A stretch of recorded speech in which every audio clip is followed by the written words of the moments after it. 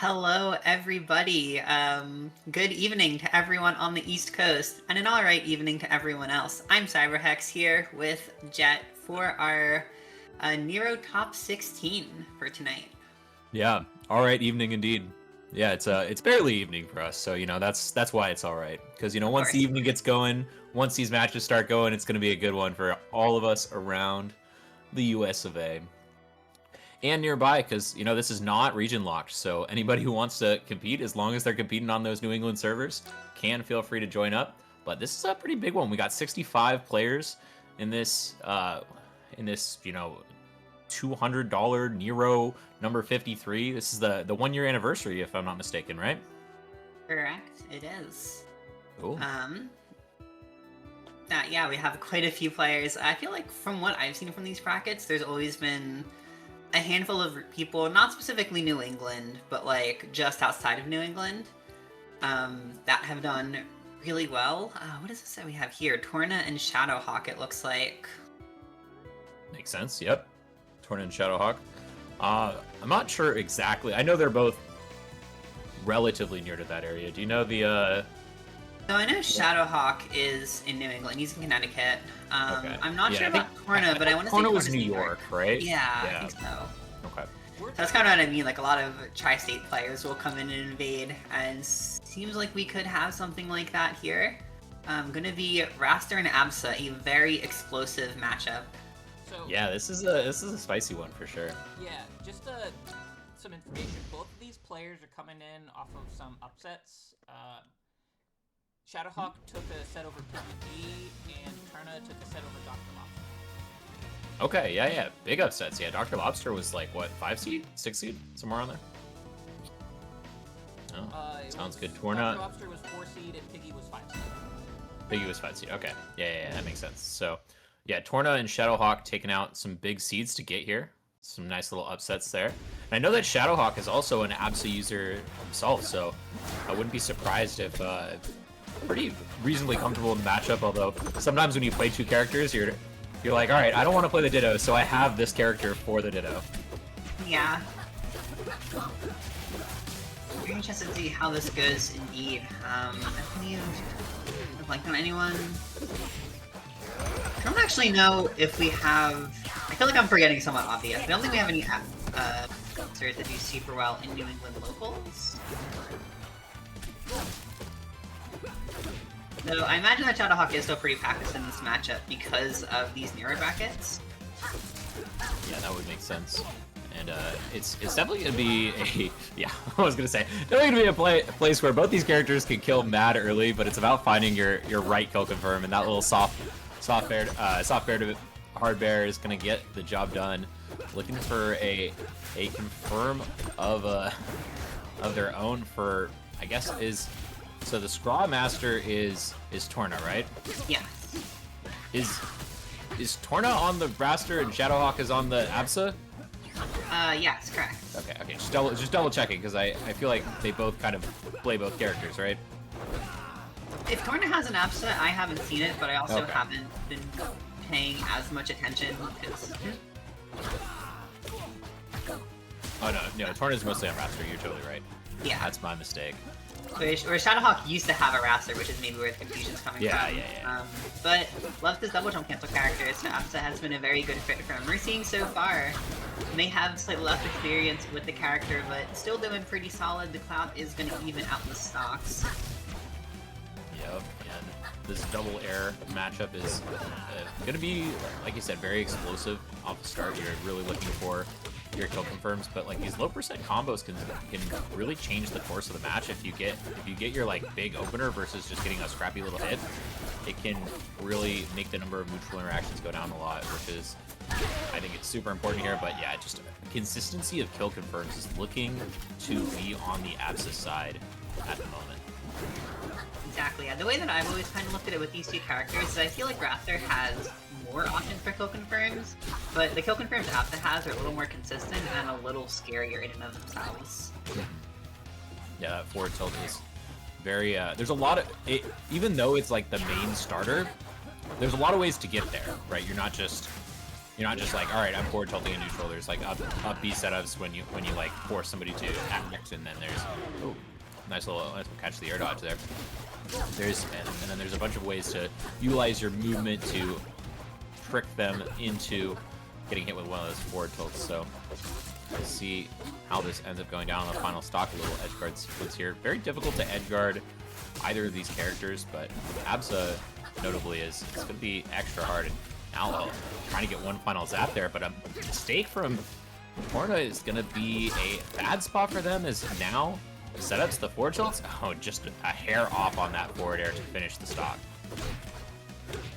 Yeah, and that makes things so scary for Shadowhawke here, because you are kind of... The lead is slipping away from you. This is around the percent where you can expect to die, especially on stage like this. But like we said, a little bit more consistent with those kill confirms. We saw a couple little like semi misses for Torna. They're not like quite getting that kill confirm. Had the forward airs trying to go into like an up strong or something like that, but the forward tilt, tried and true, especially with Raster, who's in the air a lot. Not gonna have to worry as much about the floor hug.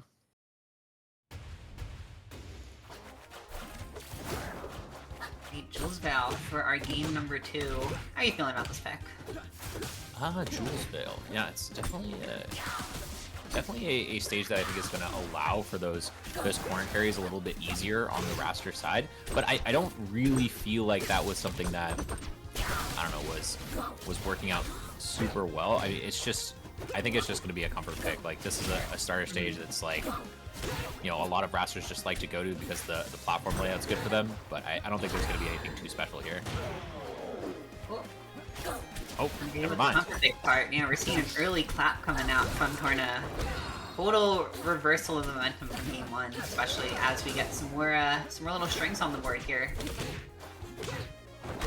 And now another big confirm to the side. Sounds like Torna's warming up on this comfort pick as, you know, the movement's looking slick. Oh, that one definitely a little bit of a misinput, but it does happen sometimes, especially online. Yeah. Oh, another confirm. Gonna air dodge out, but keeps it going. We've seen a lot of times this air dodge out from Shadowhawke where it's like, okay, technically you got out of the combo, but there's just like nothing you can do because you're like kind of slow to act in air for Absa. And yeah, I mean, it's just the follow-up from Torna has looked really good in all of those spots. Yeah, and it's especially scary against a character like Raster who has those multiple jumps, and okay, that worked a lot better than I thought it would, actually. Simple ledge tap coming out there from Shadowhawke, and finally knock that first stock off of Torna. Question's gonna be if it's too little too late, because you're already a full stock behind and counting. Yeah, and we've seen like 4 of those, right? Neutral B is on accident, but it still has not mattered. Has another clap way in the corner. That one's not on accident. Really trying to carry off the top. Yeah. Good idea, but does not work out. A lot of close calls here. Shadowhawke starting combos. That one's finally gonna finish, but it's not going to kill. Kind of unfortunate. Yeah, I was looking for possibly one more rising up air, but it still has Torna in the corner. That good DI on the tilt, still getting out of there, but you're trading with Raster, who now just, yeah, one confirm away. The throw was perfect. And big reversal of fates from game 1. It really looked like the momentum was sliding near the end of that first game, and Torna kept that momentum going for Raster in the following one, and it's now up. Is it all best of 5 in top 16? Is that what we're playing with? Okay, yeah, so now taking it to game 3, just counterpicking right back to the same stage. I you know, when somebody does this, I always think one of them is wrong. Who do you think is wrong here? Ooh,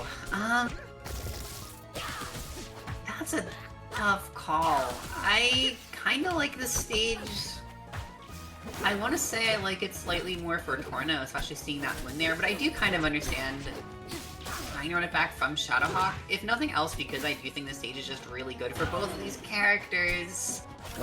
What an unfortunate up special there. That feels like a bit of an unforced error too, because I feel like Absa could have just as well recovered up to that platform, but either way, what's done is done. Shadowhawke's gonna have to try to find this first stock without bleeding too much more, otherwise we're just gonna see a repeat of game number 2. Yeah, I mean, that's about as bloody as you can get on that stock. Just a amazing sequence from Torna, who just really good snag of the ledge away, as well as just keeping chase there. I think there was a lot of really good reads in that sequence that just led to the stock all the way across stage, and it's one of those things where you're like, all right, I just wanna like minimize the damage. Sorry, I want to minimize the chance I die right now, but by doing that, you know, Shadowhawke ended up maximizing the damage because it kept holding the wrong direction for the combo and the right direction to live if it was a finishing blow. So, tough spot to be in here. It's down a stock, and yeah, I think that after this game, we're probably going to see a change of stage pick, as I think that we've determined who is wrong. Indeed. I am generally of the mindset of, like, if it was a close game, you're on a back once. If you're on a back twice, you are out of your mind. Yeah, and I have a lot of questions. Regardless, I don't know, the game's not over, but it's tough. I mean, you need one more raster from Raptor. One more aerial from Raster and UDI in, that is going to be the game. Really unfortunate spot there. It looked like there could have been a kill with that little zap and a forward air, but it's just a hair off on the sweet spot. Now though, I mean, we're very close to a kill for either of these players, but oh, that was actually baited out, but wasn't able to be followed up on. I like the idea from Turna. I've gotten that air dodge multiple times, but now the forward air kill, okay, 114. I mean, still one hit away, but we might be approaching that, like, Marthritis-ish zone where, you know, it's hard to really find a killing blow without a raw hit. And even with the weak hit of the clap there, not enough.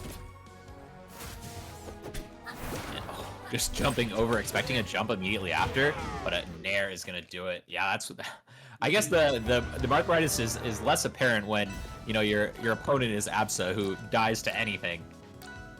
Yeah, it's tricky. It's a deceptively good kill move, especially if you can get people off stage to chase with it.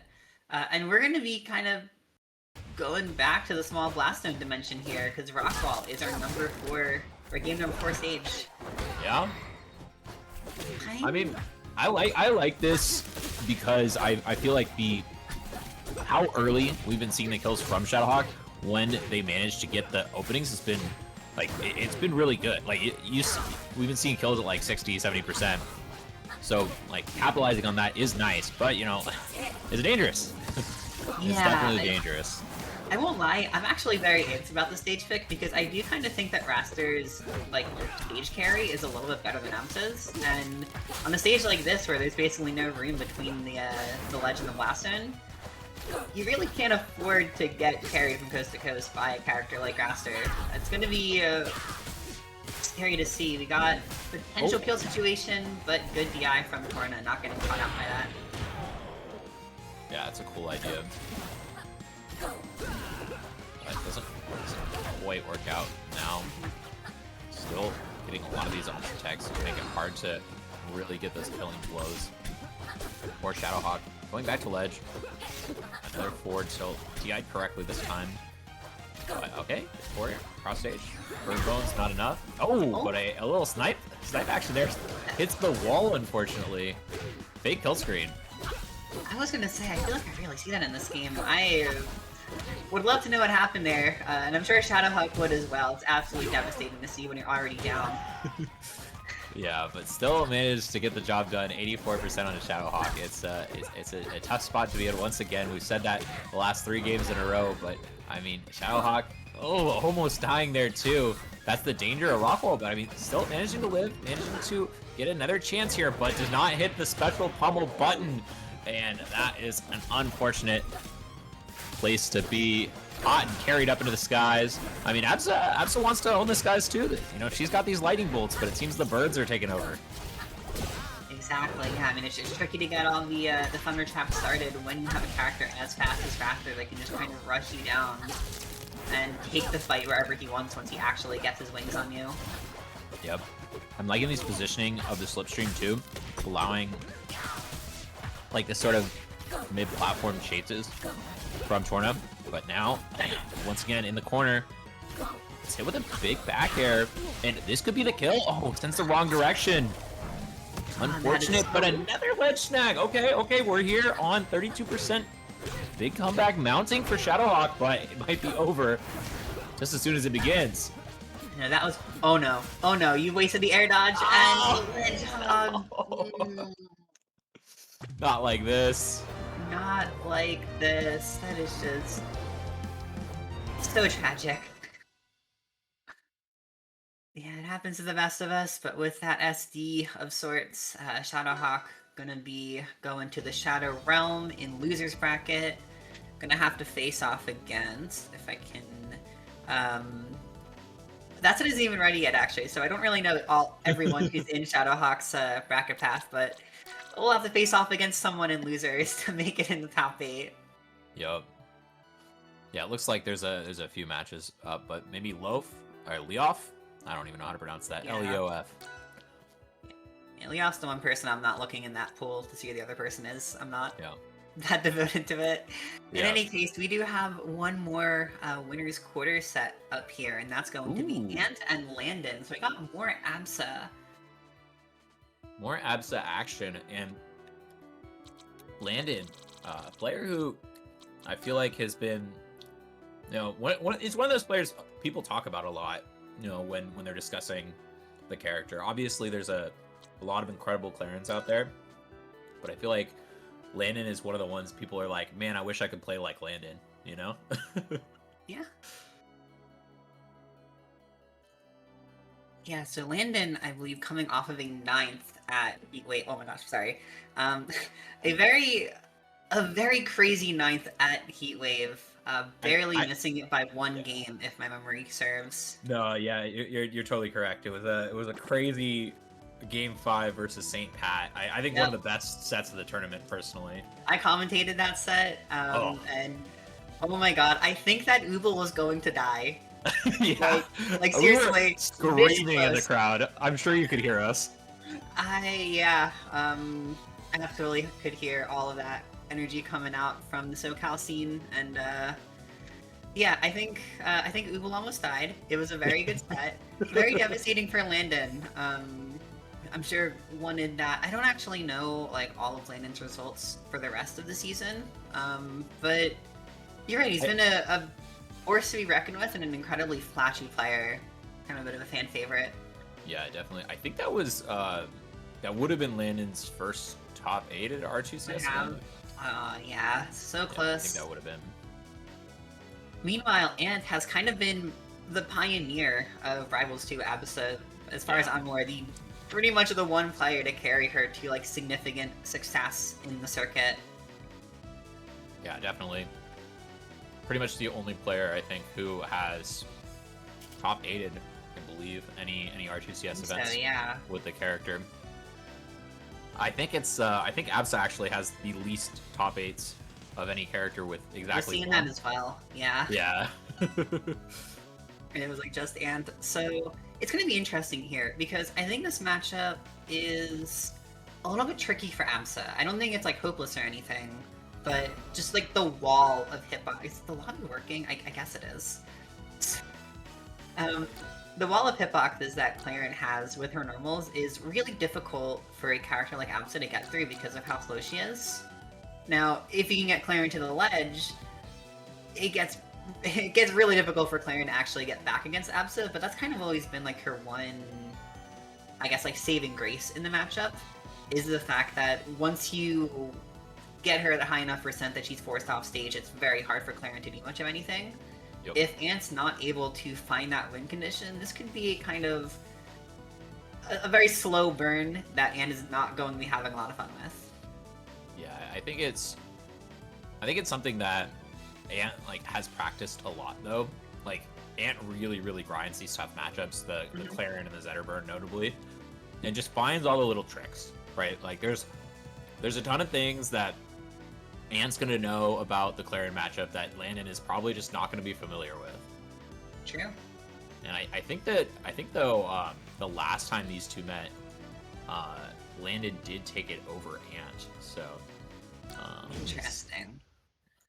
I'm trying to pull it up. Yeah, it looks like there was a Critter Clash online event a few months ago, but that was 4 months ago now, and I think both these players have leveled up significantly since then. So it's definitely going to be interesting to see them fighting at, you know, this juncture, a little bit more seasoned on both ends, and probably a little bit more comfortable in the character as well for Ant. Absolutely. So we're starting here on Jules Vale. This is a stage that I feel like every player loves. This stage, they're just always taking me here, no matter what the matchup is. It's just one of those stages I feel like it's comfortable for pretty much every character. Is stuff that both of these are going to want here. So I don't really have too much of a preference on either side. Yep, and that's why it's the starter. Both these players are going to be happy with it, but a nice forward tilt into it, just super far double jump canceled back, but not going to be able to get the stock off of it. Oh, good avoidance, not getting hit by that side B back to ledge. I like the creativity on these edge guarding, and he's not going to be able to get there in time, so Landon does let Ant back on stage, but just to get tempered. Good old jab F smash. Oh boy. Oh! But wonderful drop from ledge there, dragging into the back air, and we are back in an even game. I was going to say that I felt like that first stock could be very important because both these characters want to kind of play on the slower side. But immediately answering back and finding a bunch of percent onto Landon. That's a good start here. Yeah, just a huge combo to start it off, and like number of neutral interactions is going to be so important here because, like you said, the wall of hitboxes is going to make it really hard for Ant to get in. But once he does, he has to capitalize as much as possible. We've seen a couple of those big openings so far, and the last time Landon was off stage, it was tough. But if you're dying at 85% after the hit, that's going to be a lot tougher of an ask, but a misstep there from Landon means Ant gets some breathing room as it is evened up on this final stock. Yeah, an exact repeat of what we saw in the last stock, it feels like, and if we are going to, oh god. Okay, a little spooky there, but Landon is going to make it back. If we see a repeat of the last couple stocks, Landon seems to be in a comfortable position here, but that could kind of dissipate at any moment with one good pick combo. Yup. And nice up throw. Resetting here. This is exactly what you were talking about, where it's so dangerous to be off stage as Landon. Add a little bit of rinse and repeat, setting up the cloud, but doesn't quite get that as Landon is able to sneak onto the ledge. Still though, picks up another grab.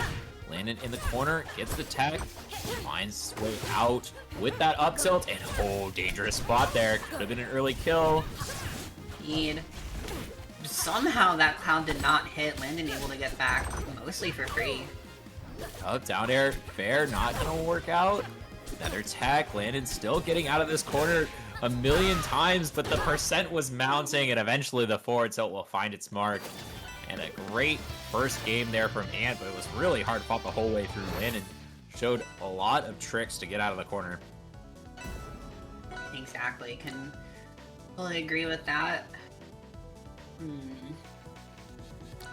It's tricky because I do feel like by all accounts I kind of expect Ant to be like the favored player here in spite of the matchup. And Aramata for game number 2 stage. I was not expecting this. Yeah, Aramata. I mean, it's gonna make the using of the wall to recover a lot harder for Landon, and we already saw. For Landon, we already saw the difficulty in recovering earlier, but I think maybe just the ability to carry up to those platforms and kill early off of the top might be what Landon's looking for. That's really what I'd have to guess. Yeah, it's a very bold pick. I prefer seeing the bolder pick earlier in the set at the very least. That said, this is a level of boldness that I wasn't quite ready for. It is working out so far though. Back air into the Dacus, or back throw, sorry. Gonna take stock number 1, and Landon's only at 16% right now. That's basically nothing. Yeah. I think it's really interesting when somebody picks like a really bold pick like this and then just absolutely dominates at the start of the game. Because that's not the stage, right? Like, the stage was of minuscule importance there. Landon just won neutral like 4 times in a row. Oh, absolutely. Yeah, but it also like shows the confidence, you know, like you're on my counter pick now. I've got a ton of confidence that I'm already starting off hot on this game. Like, I'm not letting game one phase me at all. Yeah, the momentum just keeps on going here. Landon, 106, and that could have been another stock. Very close to finding that up air. Yeah, I like the clever confirm there, using the reverse into the dash attack to set up. It worked out really well, but now we're gonna see an early kill on the other side, down air, up air. I mean, yeah, so much kill power on Absa here. It's just always terrifying. Yeah, it feels like both these characters, you know, they play slightly slower neutral. They're focused on playing at like mid and long range, but their kill power is deceptively high. You really can't let them find the hits they're looking for because their sweet spots are just so devastating. Yeah, it's true. They're kind of similar in a lot of ways. But oh yeah, wall jump back air, tipper sweet spot sends you way off the top there. So big answer back for Ant. Yeah, double up air is going to deal quite a lot of damage. Not going to find the kill. But I'm not going to count him out of finding it pretty soon if he finds another opening just like that back air, and that was literally it. I kind of thought there'd be at least one other move, but sure. Sometimes it's all you need, baby. And now a very tense neutral gets opened up first by Landon, getting Ant mostly out of that 4-hug range first, and that can be a bit of a big deal versus Claren. If they can't find their tipper openings, you can 4-hug through a lot of their moves, but Ant just answers right back so quickly, mounting the percent, and using a lot of wiggle outs here to avoid the tech chase scenarios. Super important against Claren, because otherwise you get stuck in a tech chase loop that never ends.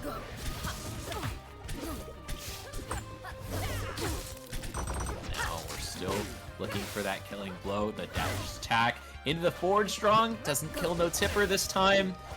Great setup for Landon. It's still not enough though. Ant can find one just as easily. Another air dodge out smartly onto the platform. He's working so hard for these up airs. Incredibly devastating move, but a little bit awkward to hit sometimes. Oh!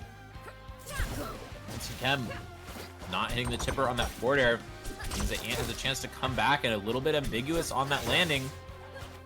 Means he's still gonna stay alive. The forward tilt DI correctly. Oh. And not gonna be able to find this mark. It's still one hit away for so long for both these guys, but now the back air. Oh. Landon was so far ahead, completely dominated that first stock, but somehow Ant just weaseled his way back into it. Yeah, I wouldn't even just say it was the first stock. I felt like the whole first half of the game, it was largely Landon setting the pace. But as soon as Ant found one stock, he was like, okay, this is how I'm going to do this. And Landon running it back here to Aramata.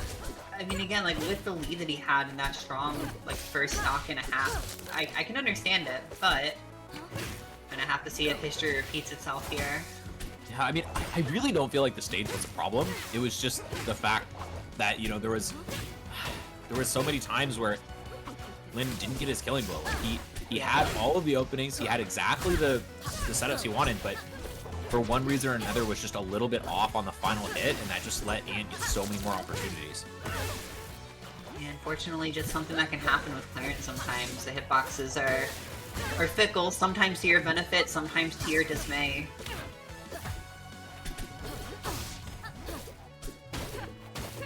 Yep. You kind of just spawning away here, hitting a lot of sour hits. You're pretty much dead even, and that is not going to be the first stock. Yep, a lot of setups here, but a forward air DI correctly. Let's see how Then tries to get out of this scenario. Been using a lot of this wall jump back air.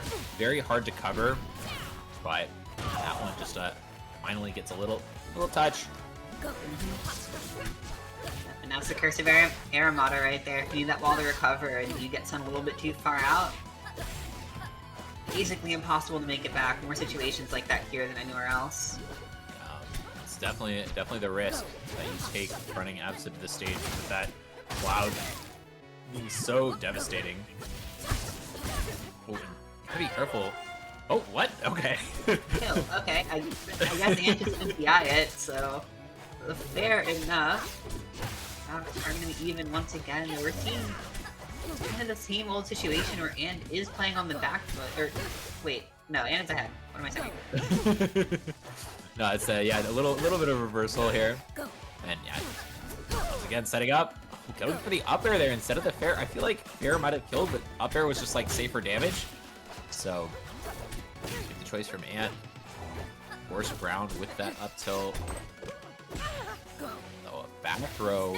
Not the best DI you were hoping for. The zap sets up really well. Still not able to get out of the corner, and it's just such a disaster. The moment you get put off stage is Landon. Every single time it feels like Ant has the answer to your defensive options now. Seriously.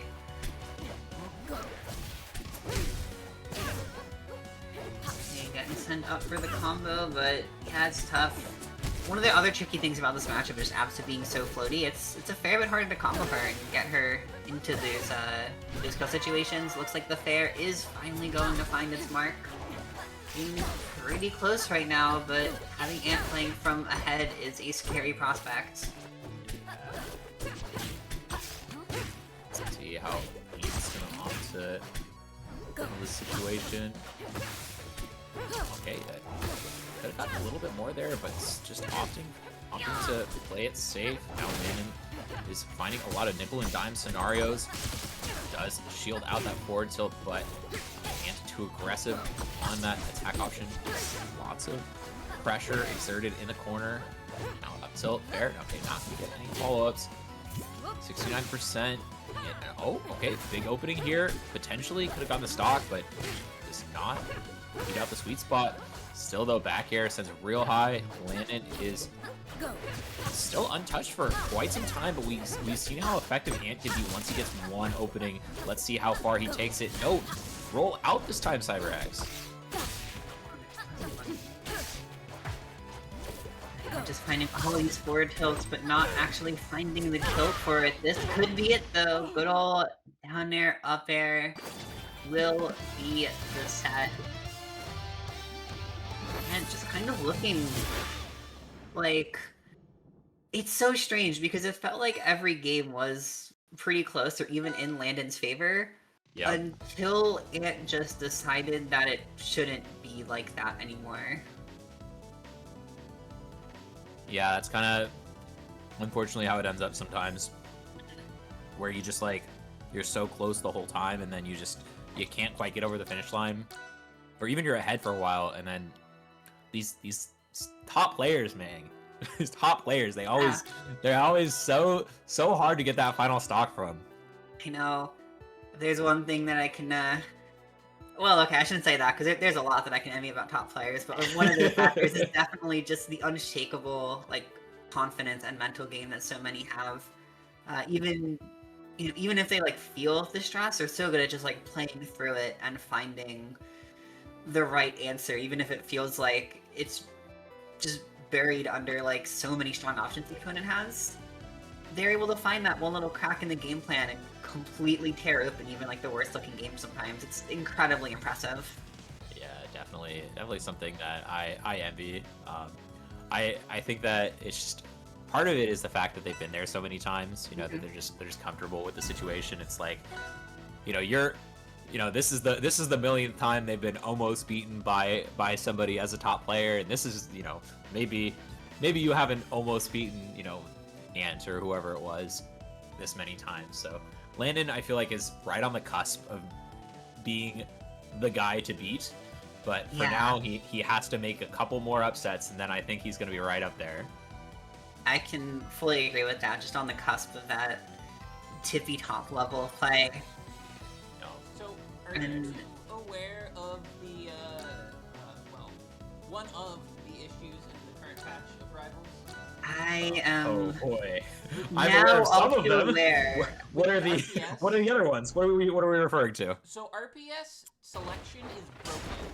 So what players have been doing, is they'll let the timer expire so that it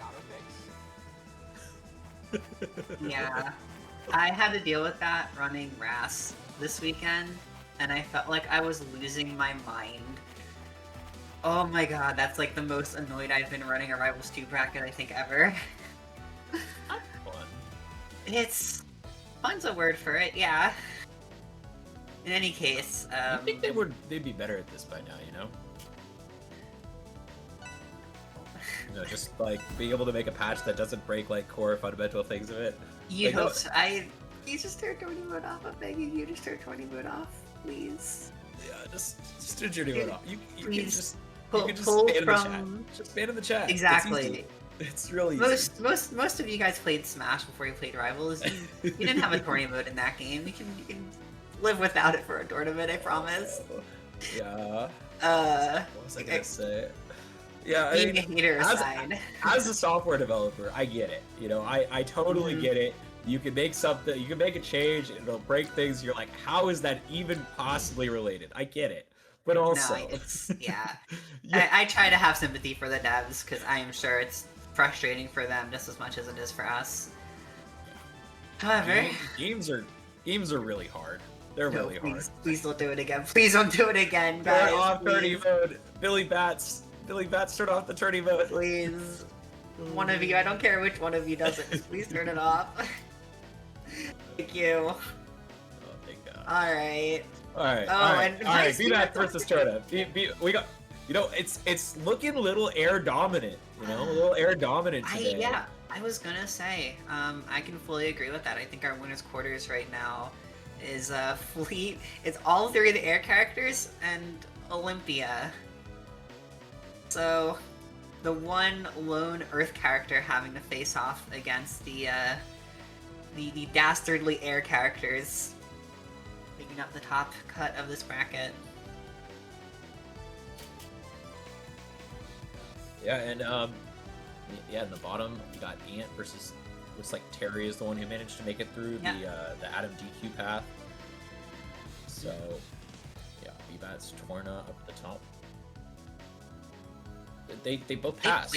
Yeah, they had to pass. So Oh no. I feel like I've always seen it pass. I'm gonna be honest, like when it was happening during RAS, I felt like I always saw it pass the player one. So, maybe it is. Maybe I just was only paying attention when I went to player one, but I swear I like almost. Oh no. Oh god. Yeah. Alright. Watching the timer tick down. Gonna be an interesting set right here. Again, it's one of those ones where I would kind of think of, you know, the speed of the raster being very strong against Fleet's more slow-paced zoning playstyle. Just because, like, the reward the raster gets for getting in is going to be absolutely terrifying. However, Bbatts are one seed of this bracket, top 10 contender for the R2CS season. This is going to be a big hill to climb for Torna, I believe. We good? Should be starting? Yep, okay. Yeah. We finally we did it. We started the game. Let's go. We're so good at this. Alright. Yeah, big hill to climb indeed. The final character of the air trio to take out, and how do you feel about this matchup? Yeah, I mean, I've always felt like I favored the overwhelming offense that Raster has, as opposed to like the zoning of Fleet. But again, like, Bbatts is just such a good player, man. Like, what we were just saying about all of like the mental fortitude that these top players have. Bbatts has that across two different games, being a player who was ranked in Melee and is almost definitely going to be ranked in Rivals too, once we finally get an official top 50 or whatever we end up doing for this game. Yo. Let's see. Pretty nice. You guys set up here. Still able to get a ton of damage and keep the pressure going. I like this. Yeah, I like this chasing that we're seeing from Torna. Not like overextending and getting counter hit too often, but doing a lot of like not true combos, just like strings that set up for good positioning. Although it is still hard once you get sent off stage. It seems like Bbatts though has not been able to like find the mark on edge guarding the bird at the moment. And now, oh, you hate to see it. A little bit of a missed ledge dash there. Sets up poorly for our bird. And okay, this is a dangerous spot. Yeah, that's gonna be an easy edge guard. Pretty easy indeed. That said, this isn't a huge lead for Bbatts. You know, 101%. That is not going to be hard for Torna to find the kill on. That would have killed with a sweet spot. And yeah, there we go. Indeed, right after the Nair is simply going to find its mark. We are at an even game here in Bbatts. Having the edge guard, this is actually really scary, because I do feel like Fleet's edge guarding is a fair bit scarier than Raster's, and just like that, Bbatts finds a single opening near the ledge, and now it's investing. Yep, that's tough. It's kind of how it goes against Bbatts, really. Like you can get stuffed out super hard, and you can just end up with a situation where you just feel like you have absolutely no chance. Despite how the early game went, it's just the late game is really just Bbatts. It's like we're kind of seeing Torna again get pushed to this ledge, and as soon as he is, it's just so much damage. And you know that one little mistake, and Torna's just dead.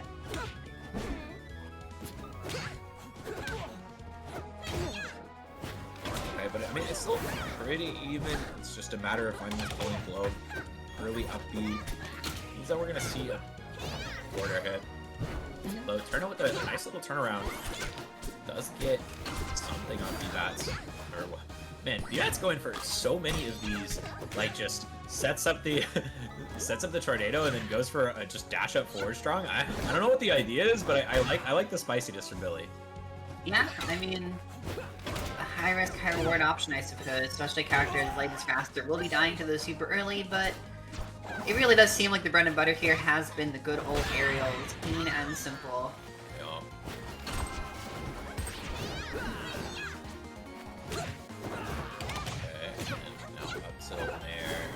Lots of damage. Want to turn it, but turn it does manage to turn around a little bit. Gets a tech chase.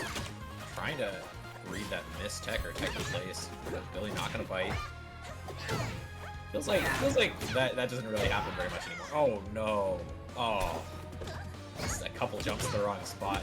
Once again, a game that looks so doable just is now just almost out of reach. I feel like it's a stressful thing about playing against Fleet, is like you play against her on stage, and it's like, yeah, okay, she has like some zoning, some good solid movement, like it's not a bad neutral, but it's not like a groundbreaking neutral. You don't feel like you're getting cheated out. And then she just finds like the one correct, like look at that. Or that. Like you just find something like that, and you're like, God, this character is insufferable. And Bbatts is just proving how strong Fleet can be once she finds that offstage opportunity. Probably the most oppressive edgeguarding in the game. If nothing else, just because you know that the entire time you're getting edgeguard, you're just liable to get hit by literally any one of those kill moves that she has in her arsenal that are all so good offstage specifically. Yep.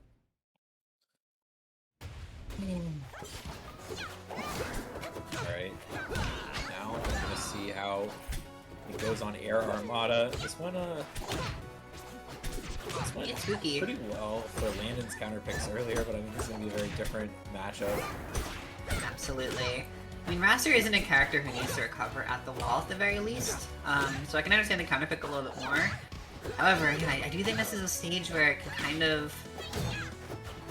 I can see it working from the standpoint of having a longer stage to try not to get sent off stage very often, but if you do, I feel like it's going to be even scarier. Bbatts almost finding the kill there, not quite though. This is a...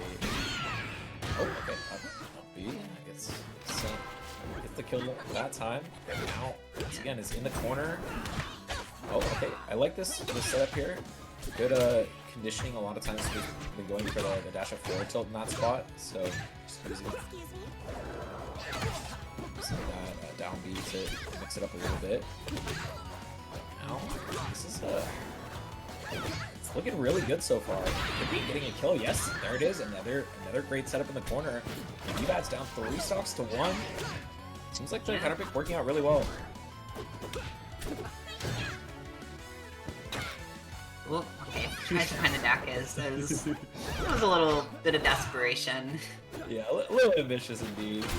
As Turna is just, yeah, once again, still up this 3 stocks to 1, getting some really nice tech chases, getting some big damage, and has not slowed down the pressure at all despite this big lead. A lot of times, I feel like people are in a situation against top players and they'll be like, okay, now I have to play really safe, and then they'll like give up their lead because of it. But Turna, I feel like, has been playing more aggressively. A little bit, yeah. Finally gonna be losing that first stock, but all things considered, I mean, you know, a character like Raster probably should have died a while ago, so... Yeah, I mean, Turna's been super happy with winning that long. And I really like these attacks out of disadvantage as well. It seems like Turna has been able to counter hit very well. Although this is it's always scary when Bbatts starts to come back here as you're forced all the way to the corner. Good evasion, and once again the hit out of the corner. You know, using like the double jumps to reset to a position that feels a little bit more comfortable, and then going for that is really nice. I like what we're seeing at it. For sure. Raster in particular is just so... Like, honestly, both these characters are pretty good at it, but Raster especially because, again, you have the multiple jumps, and you also have the slipstream, so you can do it from mid-range. And it's like, yeah, you can kind of react with the slipstream, but it's hard. It's a very fast projectile. Yep. It can make it surprisingly annoying to edgeguard Raster. Maybe not necessarily difficult, but annoying. Interesting. The Hodo jump isn't really what I expected to come out of Bbatts here. However, I do kind of like it. It's gonna give him a much wider range of movement in neutral. That wasn't really there on Armada.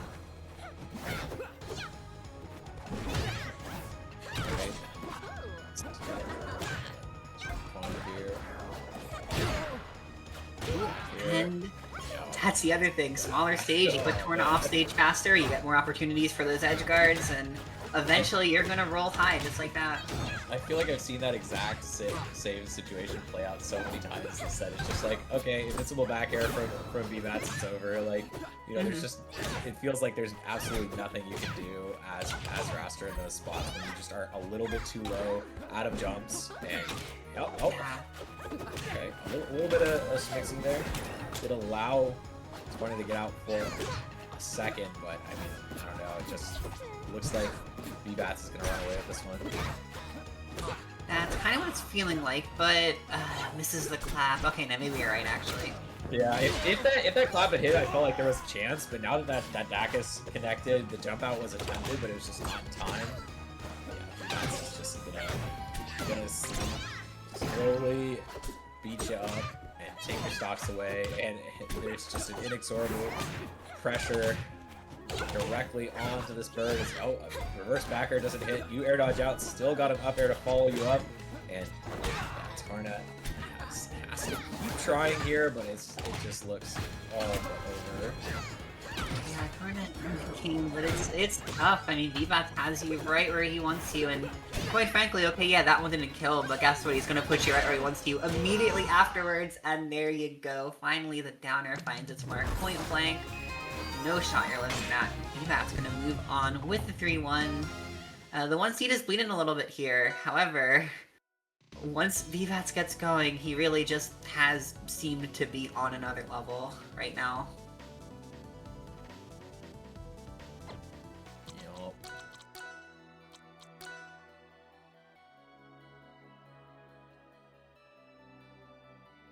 So, Bbatts gonna be sitting in winners finals here. The other side's gonna be Teri and Ant, as we said earlier. Similar but different matchup here. We have another kind of like rushdown character versus another more zoner-oriented character. But Olympia really is kind of, on paper, the odd one out, being the only non-air character. Though really she's, again, like another glass cannon, with the biggest difference in gameplay-wise going to be that she's a lot scrappier and more of a fast faller than the many floaties that we're seeing do well tonight. Yeah, I mean it's gonna be a lot different of a match for sure, but I still think it's gonna be just as explosive as our Raster versus Abscess that we saw earlier. I mean, it's just like might even be earlier kills, to be honest. I was gonna like, say, yeah. I honestly think it's gonna be even more explosive, all things considered. True. Because, like, I don't know, I feel like Raster is slightly more prone to just, like, sitting back a little bit more. Olympia, more so than most characters in this game, really wants to be playing in your face as often as possible and just forcing the issue of, like, her ridiculous frame data. So it's going to be interesting to see how Teri tries to get in on Ant. That's going to be one of the biggest pain points, I imagine. Because honestly, I haven't actually seen a whole lot of this matchup. I'm sure I've seen it a few times. But, Bbatts is not super common at, like, high and top level play. And I feel like Olympia, I don't see her as much around, like, my level of play. Maybe I'm just not looking in the right places, but... these characters kind of seem to attract, like, very polar opposite kinds of players. Yeah, they definitely polar opposites. Yeah, maybe you might be right. I don't know. I feel like the Olympia players are all just like I want to win type players, and the Absu players are like I play the character because I like it. Yeah, I wanna. That's the vibe. That's potentially on some level, yeah. I mean, if nothing else, like, I do actually think Olympia is a fairly hard character to pick up just because she's so prone to, like, SDing.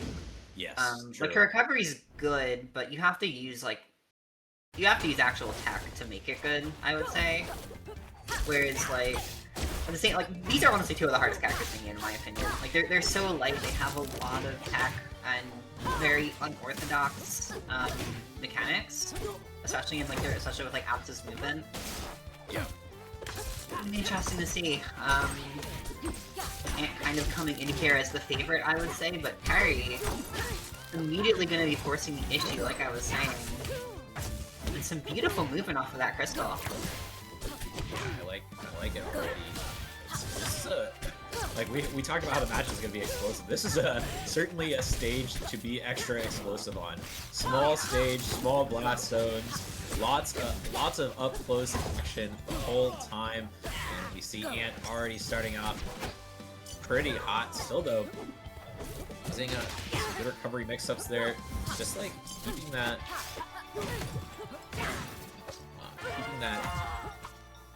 jump till really late. Wow, you know, gets the up tilt, eventually gets the kill, and you see the first stock go to Teri.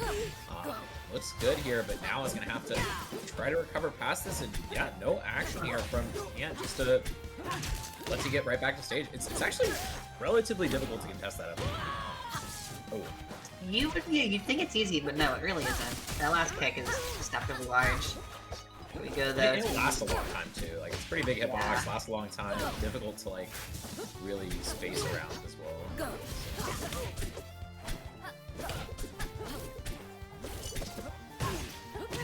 Okay, now we see a nice setup here. Lots of damage ticking onto Ant. And one of the worst parts to be against Olympia is sitting in shield. Like, you know, you may think, you know, you're safe there, but just all of her moves just are so good on shield to be able to actually get any meaningful hits off. So we just kind of dance around, doing whatever she wants, like you're just Yeah, I'm sorry, you were like roboting a little bit there. What? Oh, roboting? Oh, sorry about that. It's not dead or me. My ping seems to be fine, but it could honestly be my end. So. We'll see. Maybe chat will let us know if one of us is a robot. Okay, you sound a little better now. So okay, whatever cool. happened, hopefully it's fixed. In any case, you know, I definitely agree. Yeah, building up a bit of a lead right now. Yeah, Teri does have a lot of ways to get this kill though, and we see the gem into the up. Whoa, that's a kill. Yeah, I was not aware. I was not familiar with the game. I feel like I've never seen that before. I don't think I have either. Maybe just because Apps is so floaty. I don't know. and okay, there it is. The cloud can take the first game. Oh. What the heck? So, yeah, I mean, that would just feel like that was a very interesting game one, if nothing else, because that stage is just so messed up for a starter. I stand by that it really shouldn't be a starter. You think it should be a counter pick? I kinda think it should be What's the one that's replacing it? A new stage that's A new actually stage. built like a starter. Okay, you know what? Fair. I agree. I can see that. I'm not gonna lie, because like it's tricky because on the one hand, the smaller stage I think is great for Olympia's neutral. It makes it so hard to get away from her, but Absa's gonna want the edge guards so much, and she's able to find them very freely on Forest. Maybe it might be slightly harder for Olympia to get in here, but hopefully Teri's not gonna have to worry about spending as much time on stages getting like sniped by clouds, because it's so devastating, especially when you're as fragile as Olympia. Yeah, it feels like the onus is on Ant to make a mistake in a lot of those situations. Like it's not about you recovering well. It's just really about Ant having to like not put the cloud in the right spot at the right time. So you should, I think, increasing your agency here, letting you have more chances when you're fully in control of your character. But I like that.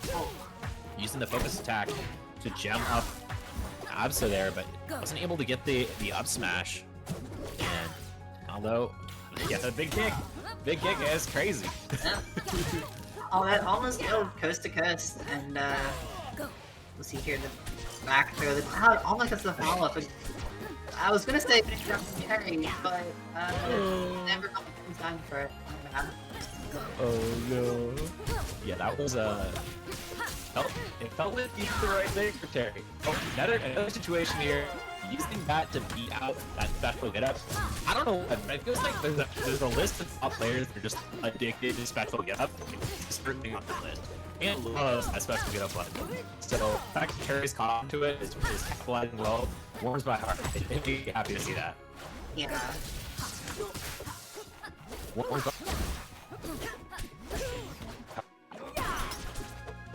Oh yeah? I'm a robot now? Okay, let me leave the call and come back. Alright. Understandable.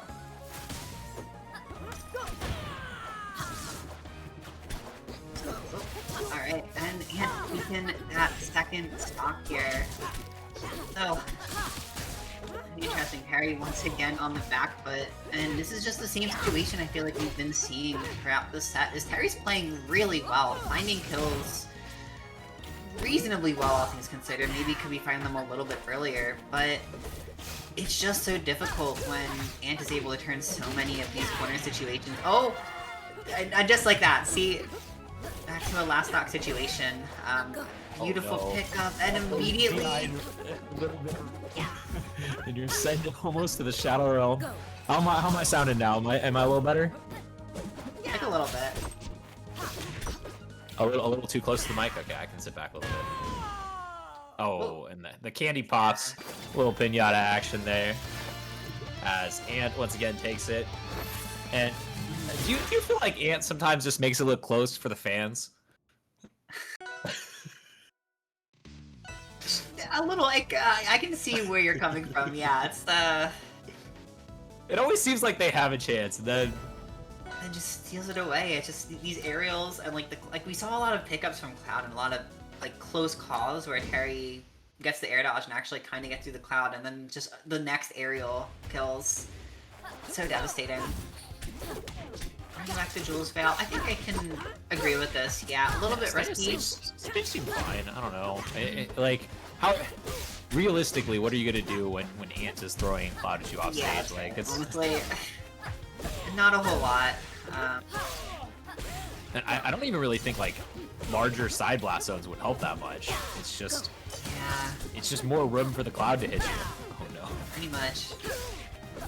Played a lot of damage from this edge guard, and it is still going. We're about to cross that triple-digit threshold as, you know what, it doesn't even matter, because as soon as you do, you just die to the back air. It's...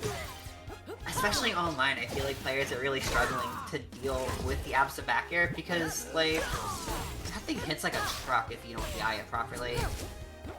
Yeah, it's pretty nice. I mean, it feels like against Ant specifically, there's a lot of mix-ups he's doing, which make it super hard for you to, like, decide between DIing for forward tilts and DIing for fair. So a lot of times, you know, he'll bait with like a double jump cancel fair bear, and it'll look like he's doing forward tilt. So you'll DI away. You're like, oh, I'm gonna get forward tilted. I gotta DI away so I don't die, and then you just get hit with the 50-50 and get mixed on and die super early either way. Yeah. Nice little run up tap. Love that forward tilt. Such a powerful option for our little rat here. As she gets a lot of kills out of that one. But now, no. No, it is actually not too bad for Teri here. It's tricky because like you look for those up throws as Olympia so often, and Apsa's one of the few characters where I feel like she doesn't actually have to be that afraid of the up throw. Yeah, I mean the threat is kind of minimized when you're one of those. Oh. And this is the hard part here is, oh, he doesn't go to ledge. Wow, okay, good early up B. Not going back to the wall like we saw so many times in a row, but still, I mean, he took so much damage in that situation. Be tough. Still getting a reset. Once again, the wiggle outs for Ant always on point, never getting forced into those tech situations. But okay, this is what Ant has gotten a lot out of earlier. It's just up throw regrabs, but this time, not gonna get the regrab. And we're looking for an air dodge read. Gets a high up B, but still not enough to get the kill here on Ant. Okay, command grab, fair. Just a damage, definitely within kill percent. Yeah, not quite enough to kill. Aaron's working so hard to make this game even, but Apsa is just so slippery. You keep thinking you find these kill confirm opportunities, and she has so many ways to maneuver around you. Oh! I like that. Thought once again going for that charge on the focus attack, but now, once again, Teri's in the corner. Ant's coming with these double jump cancel bears. And it's double jump cancel bear or F tilt. Which one is it? Ah, you guessed wrong. You guessed wrong. The 50-50, and you're dead. Indeed. And gonna be moving on with a confident, albeit not uncontested 3-0. Teri was putting in a lot of work throughout that whole set. And I really commend him because he was playing super well. It's just, I don't know what to tell you. Like, the Absa back air is coming for you. Like, every single game. It's an absolute difference maker. Absolute, indeed. And yeah, that's gonna be our two winners finals participants. We're gonna have Bbatts and Ant. Not super surprising given the Adam DQ. So yeah, Ant gonna make their way into this winners finals. Kreestab, are we going straight into winners finals? Is that what's up next? Yeah, we're gonna do this and then probably pick up a losers quarters since it'll be around the same time. Cool. Makes sense to me. Looks like Landon Torna is probably gonna be happening soon, so I'd like to watch that. That'd be fun. Yeah, but Bbatts Ant. Once again, air supremacy is here. And I don't know how many have these guys played a lot? Are you familiar with their game? I am not sure off the top of my head. I think all right. I got the stats pulled up. The internet tells me 3-1 in favor of Bbatts, but all three Bbatts wins have been online. But the one time they played offline at Collision, Ant took over Bbatts. Yeah. Okay, so I knew they were both at Collision. I thought that was like the one thing that one of the things that they both had, but I couldn't remember if they played there or not. Yup. And Game 5 interesting, for Ant. Yeah, interesting to note is, you know, obviously Absa, like, relatively new character still. Like, she's not new, but you know, she only came out in like July, so Collision was one of those first one of the first RCS brackets after Absa came out. Yeah. I should say one of the first, but it was one of the ones that was after she came out. Point being, that set was on the Absa. That was Ant's, I feel like, big Absa breakout tournament. I think there was like one before that when Ant did really well. Maybe I'm making this up, but yeah, it was definitely one of the ones where Ant really made a name for the Absa. And as far as I'm aware, the best performance Ant has had so far in the RTCS season, I think he got like 4th. Yeah, it was 4th. Which is Well, Actually, I mean, no, you're right. CEO was the one that I would say was slightly better. It was third, but that was before Absa. That was on the Reno. Yeah, that was on the Rano, so... I think that was where... Did Ant beat Marlon at that one? I think that was where Ant beat Marlon. Yeah, Ant beat Marlon. Marlon's Dango. Pretty good wins to third place at CEO. Absolutely. So, gonna be interested to see how this one goes, because, yeah, I mean, how many of the other sets with Bbatts were with the ABSA? I mean, they were online, so I think they were all.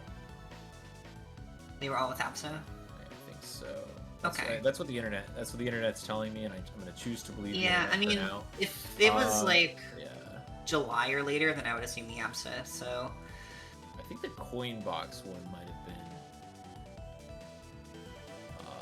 The Coinbox one has gotta be. Yeah, if it was Coinbox and not Coinbox is not ABSA, but the 2 monthly Aethers. Okay. Were definitely ABSA. Gotcha.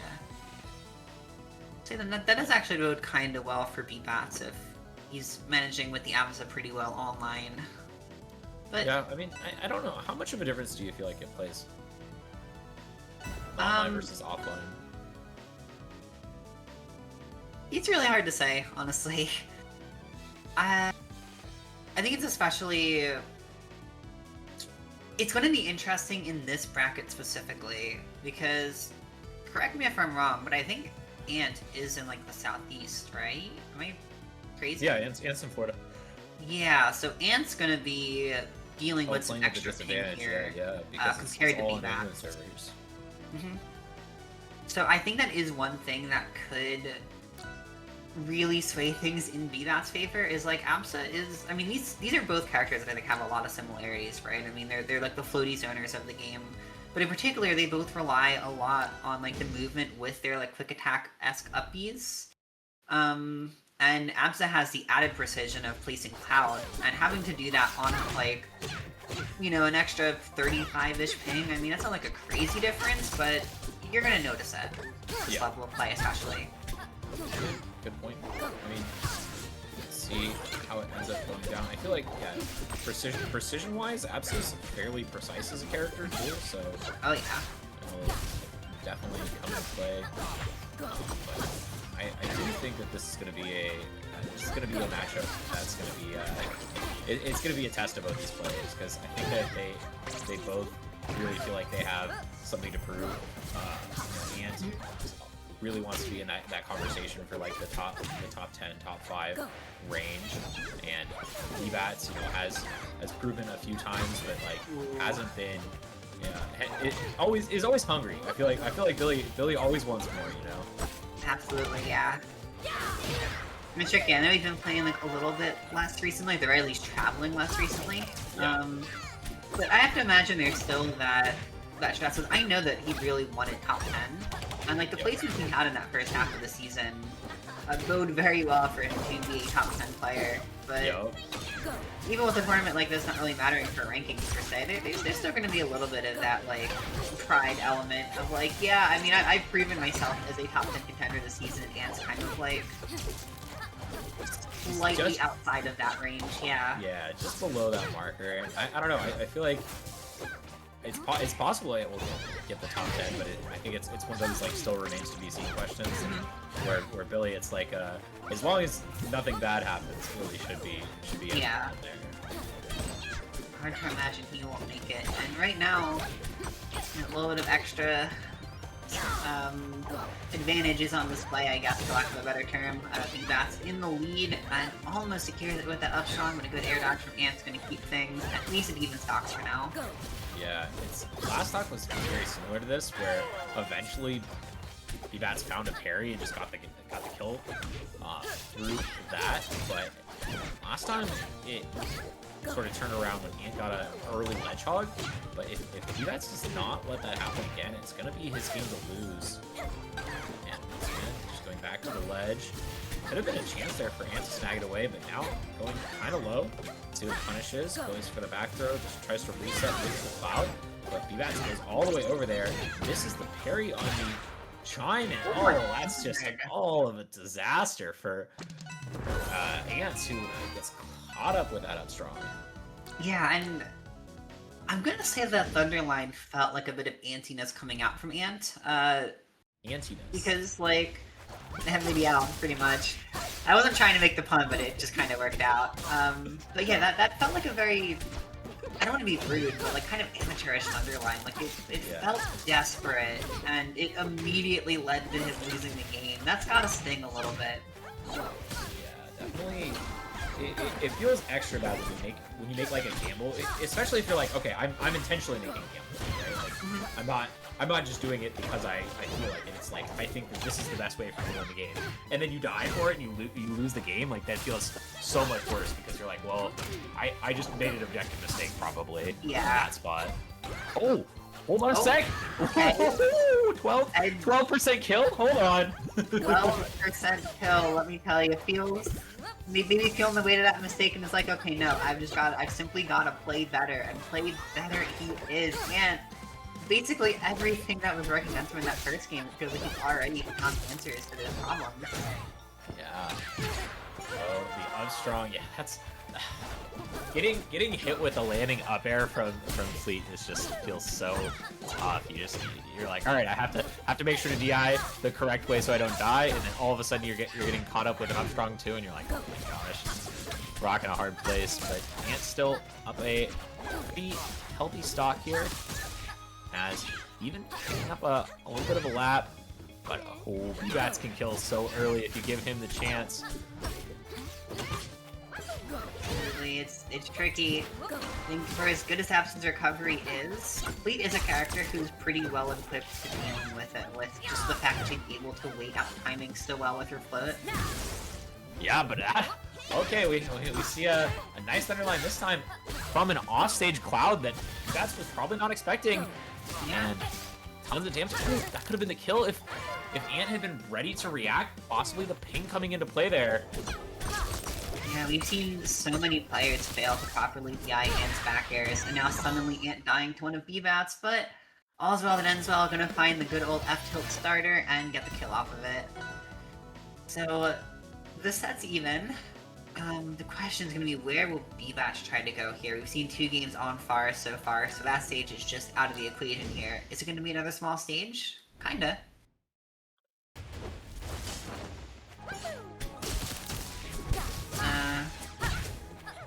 I'd say I'm liking this counter pick. Again, it's weird with these characters being so similar, where I feel like if one player is picking it, the other's probably going to at least theoretically gain the same benefits. Interesting to see how exactly this works out for Bbatts.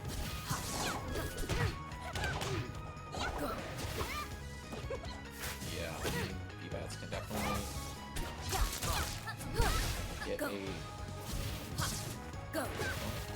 a couple things here to make this even, but like right now it just seems like Ant has had his number a little bit on the recovery options. Like a lot of aggressive options out of the corner for Bbatts have been getting called out, and now Ant has just been able to follow up really well with these tech chases. And a strong start with that arrow, just finding its mark. Yeah, it's crazy how like that combo works on like every character in the game. You know, like it doesn't matter how light you are, just it's still gonna kill with an up air up strong like the tip. I think it's a cool combo. I used to be a hater of that combo, but I feel like now I've sort of come around to it. Now that Fleet's been nerfed a little bit. It's neat. I don't hate it either. Oh boy, Ant in the corner here, but Appy's able to just kind of get him right back on the stage. Oh, and a pretty bad angle there. Let's see how Ant's gonna do. Wave dash back on, and then just gets that up strong. That's what you really want to do against Fleet's up B. If you can set up for it properly, hang on the ledge, use your invincibility to get past the hitbox, and just punish on stage. Massive punishes, but speaking of massive punishes, back here is going to get the stock, and now we're very even on this last spot. Yeah. And I feel like I've just seen so many like bad DI kills in this bracket. Just every character has such powerful back airs. It's easy to make those mistakes. Yo, oh. Air dodge burn. Now Ant in the corner. Using a little zip zap to get out of there, but the up tilt covers it. And up strong, not gonna connect. Still using that movement from the up B to get out of dangerous positions is Ant. And forward tilt fair. Once again, not the greatest DI. Not gonna catch the recovery though. Ant has to rinse and repeat. Gets a zap. Out. Another one. Forces the early down B, but the not able to get back to the ledge in time means that we're still gonna see another return of Bbatts to the stage, and a triumphant one indeed, as he's able to take that game 3 in a bit of a nail biter. Couple of situations that could have gone either way.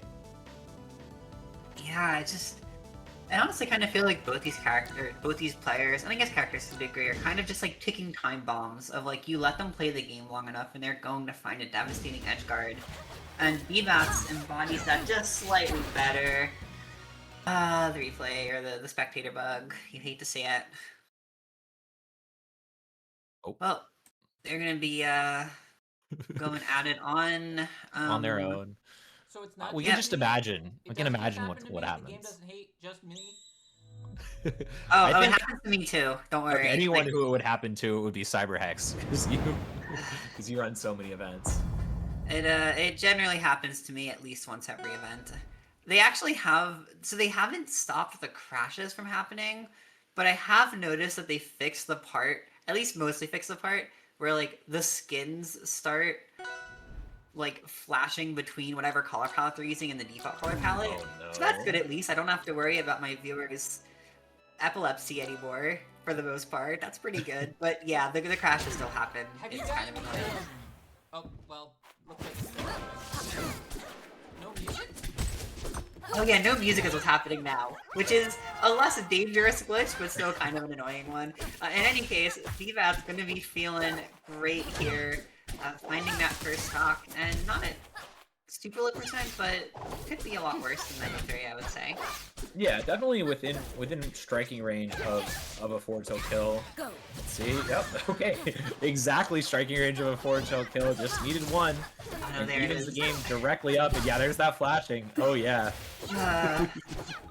Like I said, mostly fixed it. Well, anyway, back on track here. Yeah, game's pretty even right now. There's just been so much back and forth this set.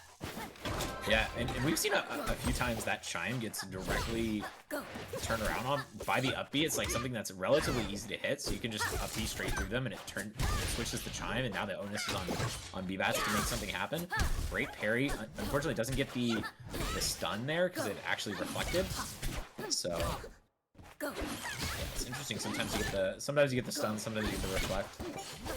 Well, sorry, you get the reflect either way, but you don't always get the stun. And now seems like it's anyone's game to figure out who gets this next killing blow, and yeah, Absa does land hers. So now you see a lot of pressure put on to Billy to make something happen now, because this is gonna be, I mean, if Ant gets to get started on this next stock, it can be disastrous. Yeah, absolutely. Oh boy. It's gonna be able to make it back, hanging on to that second stock. And I feel like that could have been a lot more if we saw that cloud hit, but a down air into back air, huge damage once again. I mean, it just seems like Bbatts is cut out from so much here. I mean, just any opening right now could result in the stock. We see the F tilt forward air, wrong direction though. Bbatts getting a good DI, and just a couple more zaps though. Racking up this percent. One more mistake is all it takes. yeah, And it's not even a mistake. exactly. Banks on the early ledge roll, and gonna be a game 5 here, the first one that we've seen ever since we joined the stream. I mean, actually, because Best of 5 started when we started commentating, so just the first game 5 in general for this bracket. Yeah. And where are we going here? We're going to Tempest. Huge fan. Not to be So that we've guy. had a little bit of a... Sorry, not to be that guy. But it was Landon DrLobster. You know, I was gonna mention that, but I felt like it was like a little off topic. But you're right. It's technically game 5. We just didn't see the other one. So, in any case, I am liking Well, that wasn't in top 8. You're right, it wasn't in top 8. Alright, though. What I was gonna say was, I feel like I've seen a bit of a pattern forming here, which is that Bbatts does kind of seem to have, like, the initial advantage on these stages, but he is able to kind of figure it out, like, run it back and just figure out what was working. And we've seen a lot of similar stages, right? We saw 2 stages with a lot of platforms and relatively small stages with, and we're kind of seeing, like, a combination of that here on Tempest. With the fact that this is a, last game of the set, I'm kind of liking Billy's odds here, if nothing else, just because it feels like Ant's been taking slightly longer to find his groove on these stages.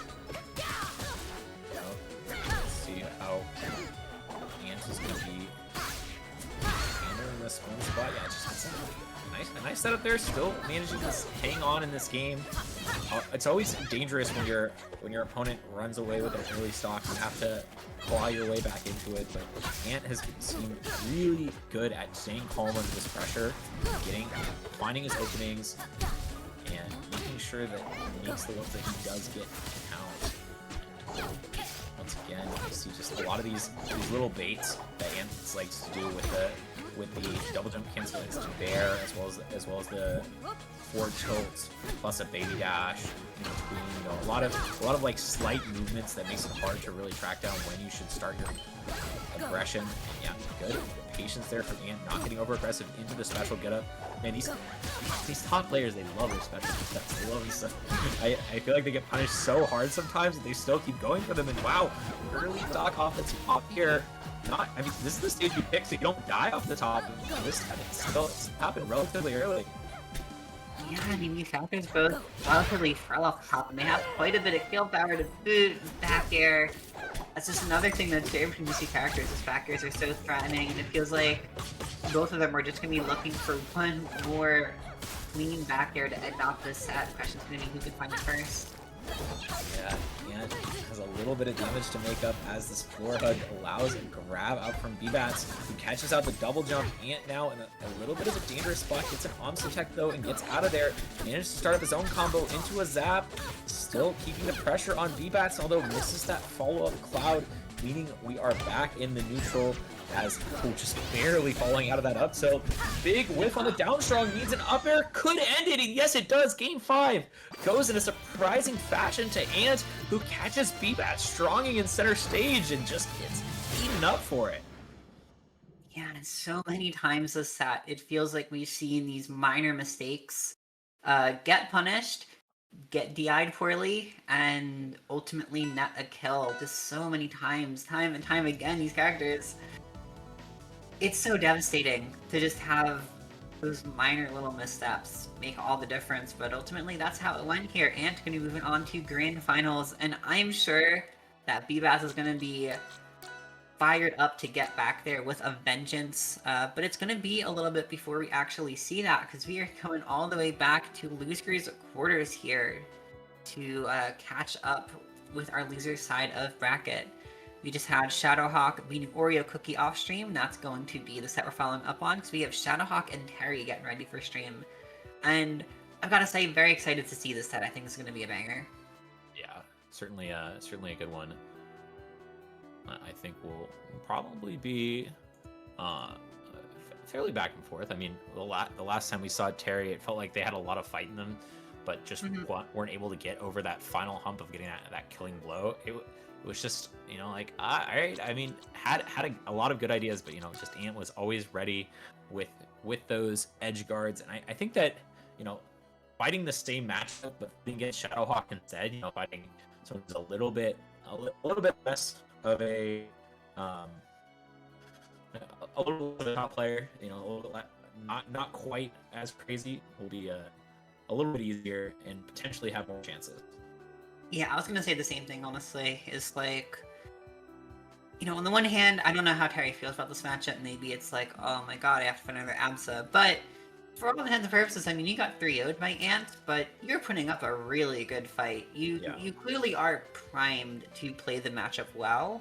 And yeah, I mean, Shadowhawke's one of the better ABSAs out there, but not quite on Ant's level. Yeah, I mean nobody is No. really. So Yeah, exactly. I mean, Ant's very much like one of a kind right now. I feel like, especially in like North America. I don't know if the other scenes have abses that have been doing especially well, but yeah, we got the Fabs from EU. That's the one who always warms up people to fight Ant. Warmed up Cake Assault at Port Priority before. Cake got the big W on Ant. oh yeah, it's Hold on. really funny. Hold on. We've got one right here. We're about to watch one.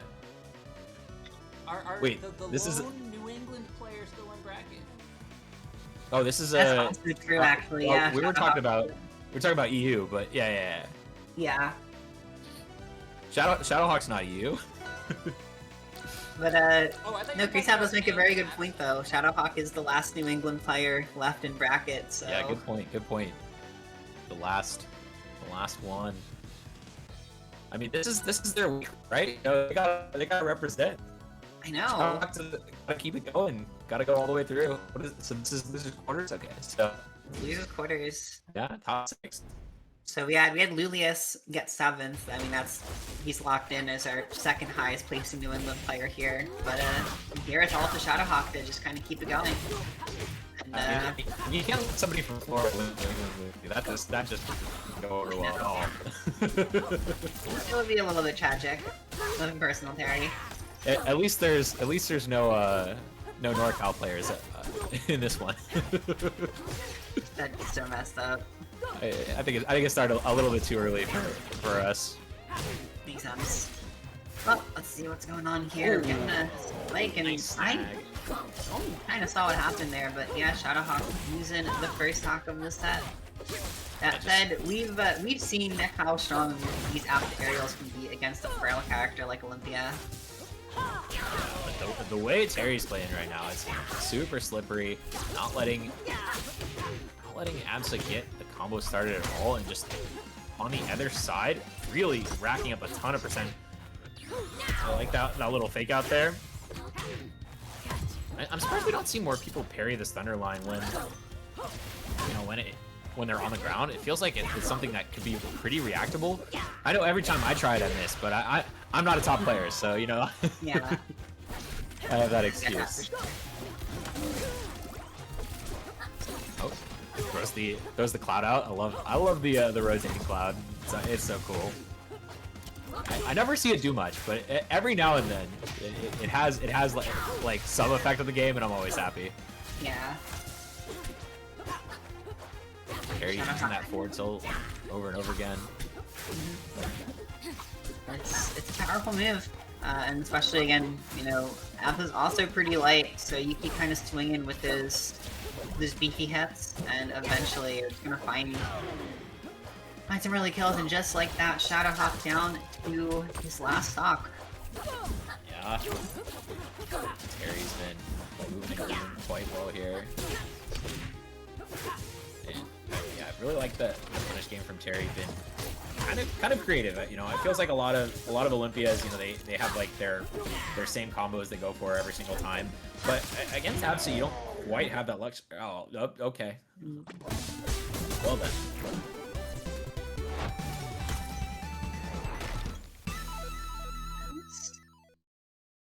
Pretty confident first game coming out from Teri, I've got to say.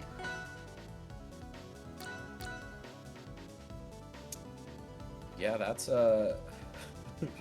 certainly a tough spot to end up for Shadowhawke there, where you know it feels like you were getting the kill and then all of a sudden you die. But yeah, I think Teri like definitely earned that win. It wasn't like Shadowhawke just gave it to them on a silver platter. Exactly. Oh, and we're going another fire scheme here. I guess one of those consequences of having like so many similar characters is we're going to be seeing so many similar stages this bracket. I think we've seen like 4, maybe 5 stages. Yeah, I mean we started here in the Ant versus Teri match, right? I want to say that we did, yeah. Yeah, I think it was the starter there. So a little bit different now as a counter pick, but I think Teri is probably fine with this stage. You know, I think it's something that's like, yeah, you know, yeah, you're gonna kill me early, but I'm gonna get the early kills too. Like forward tilt's gonna be killing super quick on Absa. You know, you got a lot of ways that you can go really early suicide up Bs. That's one of the most terrifying parts of Olympia for me, is just like the potential, and we saw it. We saw it in full force at Court Priority, where Sandstorm is really making use of those. Just like, all right, any situation where I can force a trade and I'm up a stock, like I'm going to use it. Totally understandable. I mean, you're already pretty frail as is. Might as well just lean all the way in there. No, Yep. oh, just like you were saying. I mean, no upbeat, but putting a Shadowhawke in a situation where you've got to be scared it's going to happen. Yeah, one more hit in the corner is definitely going to be able to do it. It's hard to find these confirms easily.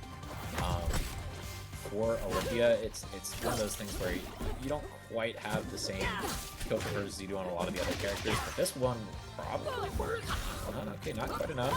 Going off with the forward air, still not able to get the stock, but this is a... That's what I'm doing. Yeah, it's tricky, because I feel like Olympia can find upbeat incredibly easily. The question is always going to be whether or not it kills, and its skill power can be kind of hard to gauge sometimes. The down shot is kind of coming out, and it is going to catch Teri and take the first stock, but we have Shadowhawke here playing in front of a full stock behind. And like you said, Olympia has one of the best all-in confirms in the game, so a little bit of a daunting task right now. I mean, if we see one more... Just one more hit in the corner, it could just be the whole thing here. I mean, it's pretty scary. Absolutely, yeah.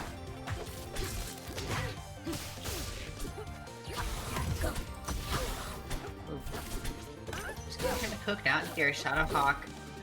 Yet to find a big hit. That up throw was almost something, and you get ledge hogged. Yeah, that'll happen. Well, but kind of tragic. And Shadowhawke now down 2-0.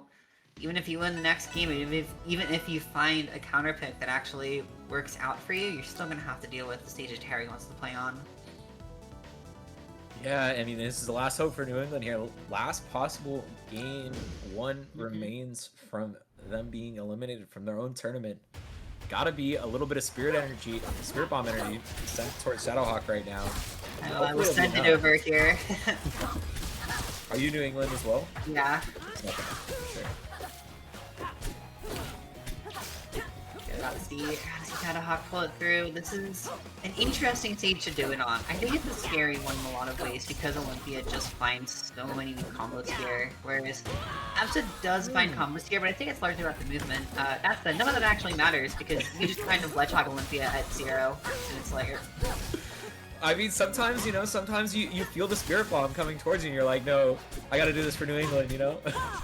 Exactly, yeah. Find something, and it'll be interesting to see because Shadowhawke's been mostly playing on the back foot this set. You know, Teri kind of found in the first stock, and it just crumbles from there. Now that Shadowhawke has the lead, will he be able to set the pace of this game a little bit better? So far, I'm not actually feeling like it is the case. Yeah, it still feels like Teri has been controlling the game a bit. Even though Shadowhawke was in the lead, if you just looked at the gameplay, it wouldn't really feel like it. Yeah. It's smart going back to stage there because the ledge is snapped just in time by Shadowhawke. Okay. Oh boy, I love the idea, but it's just not quite going to work out. Yeah, it's cool. Clever ideas here from Shadowhawke. You see there's a lot cooking in their head. Just like trying to come up with clever ways to make sure that it cannot be... that you're always doing something clever and new. But at the same time, like you know, nothing's wrong with just hitting the down air in the corner. Like it'll work. Yeah. Worked quite well indeed. I mean, it's just I feel like those tricky plays off stage is something that Absa in general really likes, and Shadowhawke really does thrive off of. Oh boy. That could have been absolutely devastating, but Teri's gonna slide off. The plot armor, maybe a little bit of plot armor. We gotta at least get 18 for New England here in the set. That's some mind control right there. You ever watch the Zeke stream? Yeah, no, I get you. Oh man. Here we go, some solid option coverage. Looking at the text on the platform. Oh no. Whenever I die to a combo off of this special getup, I feel so dumb. It's like one of those ones where like it's just like, oh man, I can't believe I got hit by that. It's like, yeah, okay, I guess it does that, but also yeah, exactly. But a third time, just snagging the ledge away. I guess one of them was a low spike, but yeah, it's still, you know, just gets a kill right at that. At the end of the day, I think it's ultimately seeing where Shadowhawke is going to be at his strongest here, which is you get Teri on stage, you find something, you find some dumb Absa ledge trap, dumb affectionately, keep in mind. I do quite like Absa. But yeah, you just find some way to whittle down Teri's option to take advantage of the fact that Olympia, for all of her strengths, her recovery is not exactly one of them, in my opinion. Yeah. Okay, though, I like the stage for Olympia. I do think that it gives you a lot more chances to not get knocked off the stage and immediately die, like we saw pretty much 3 times in the last one. So, and I am liking this stage. Gotta say, we haven't seen a single counterpick yet this time. We're 4 games in. If we go to game 5, I mean, I guess it's gotta be Merchant, right? Like, surely. Yeah, you're right. We gotta play the basic stages. We can't have any of those mean stages. Those are basically Aether stages, you know, if you think about it. True. But oh my god, okay. Sending into the Cloud Bomb. Beautiful setup off that, and it's gonna find the kill somehow. Teri just not... How did Teri get there? Cloud Bomb? Or, I don't know, man. It was the Cloud Bomb, that's all I can say. And, we're turning the favor a little bit, though. Teri snags the ledge away from Shadowhawke, and, you know, we're back onto a 2-stock game. Oh boy. So, yeah, I mean, that janky first kill was really what Shadowhawke needed. Again, just some way to use all of these quirky ledge mechanics that Absa has to his advantage. Now it's a matter of, like, can you keep finding these opportunities? Because it does feel like Teri is playing more comfortably this game. It isn't falling behind to nearly the same degree. Yeah. I mean, it's still just a very, very tenuous situation for both players, though, because we've seen how explosive their kill options are, and if you miss the tech like that, you're just gonna find yourself in a world of hurt, needing to make a big disadvantage of to come back into it. Because as we saw earlier, you don't have like a lot of reliable kill setups for Absa, just due to the floatiness of her. So you have to find yourself, you know, getting, you know, something a little bit less conventional. Even that gem pop, still not enough to get the stock. We're gonna need to see a few more of those before like a forward tilt will start there. Yeah, true. Oh boy. Oh, tech chase up Mary. That's genius. That's genius. Oh my god. Yeah. You know, New England bias, I hate to admit it, but he cooked. Unfortunate DI from Shadowhawke for sure, but I would have been ready for that. Like, he's... Huge forward strong. After the parry, now Shadowhawke finds themselves at a big disadvantage. See the cloud pop, just snags the ledge away again. What the? I mean, Olympia, I guess Olympia knows that it's just like Shadowhawke's gotta... Yo, this New England mind control going crazy right now. I don't even know, because, like, I could have, like, looked like Olympia was gonna land on stage there, and she was like, no, I gotta let Shadowhawke have this one. Surely. Question's gonna be, again, Merchant Force ban! Yes, get it out of here. Oh, man. Oh, maybe we'll see a real counter pick. Where are we going? It's gonna be Rockwall. I'm calling it. I mean, Rockwall would be great. I'd be happy with Rockwall. Oh no, we're going back. We're going to Jules Vale. It looks like. He wanted to go to Jules Vale, but DSR. DSR. It's Rockwall. Let's go. Yeah, DSR came into effect, so it's Rockwall. We love DSR. Thank you, DSR, for giving us some stage variants. I'm too good at DSR. Alright. And Shout I out gotta say, Dave. That's my goat. you know, I called the rock off. I really do think this is just the best thing Teri could have picked in the situation. Like, Apsa, you know, she can take advantage of this small blaster, but I don't think she really needs as much as her characters do. Meanwhile, Olympia, again, like, pretty solid stage carry, and really gonna be happy if you're forced to DI in against her fair and her up B. Yup. Let's see. Oh, okay. Creative starting ideas here, but they're not gonna work out. Now we're just going back to a little bit of neutral play. Tries to get the up B, fall up off the fan grabs. Not gonna make it happen though, and the slide off hits Teri out of trouble for now. But a quarter actually. I'm surprised you were able to grab after that. I'm not sure what Teri's option was. Maybe just shielded.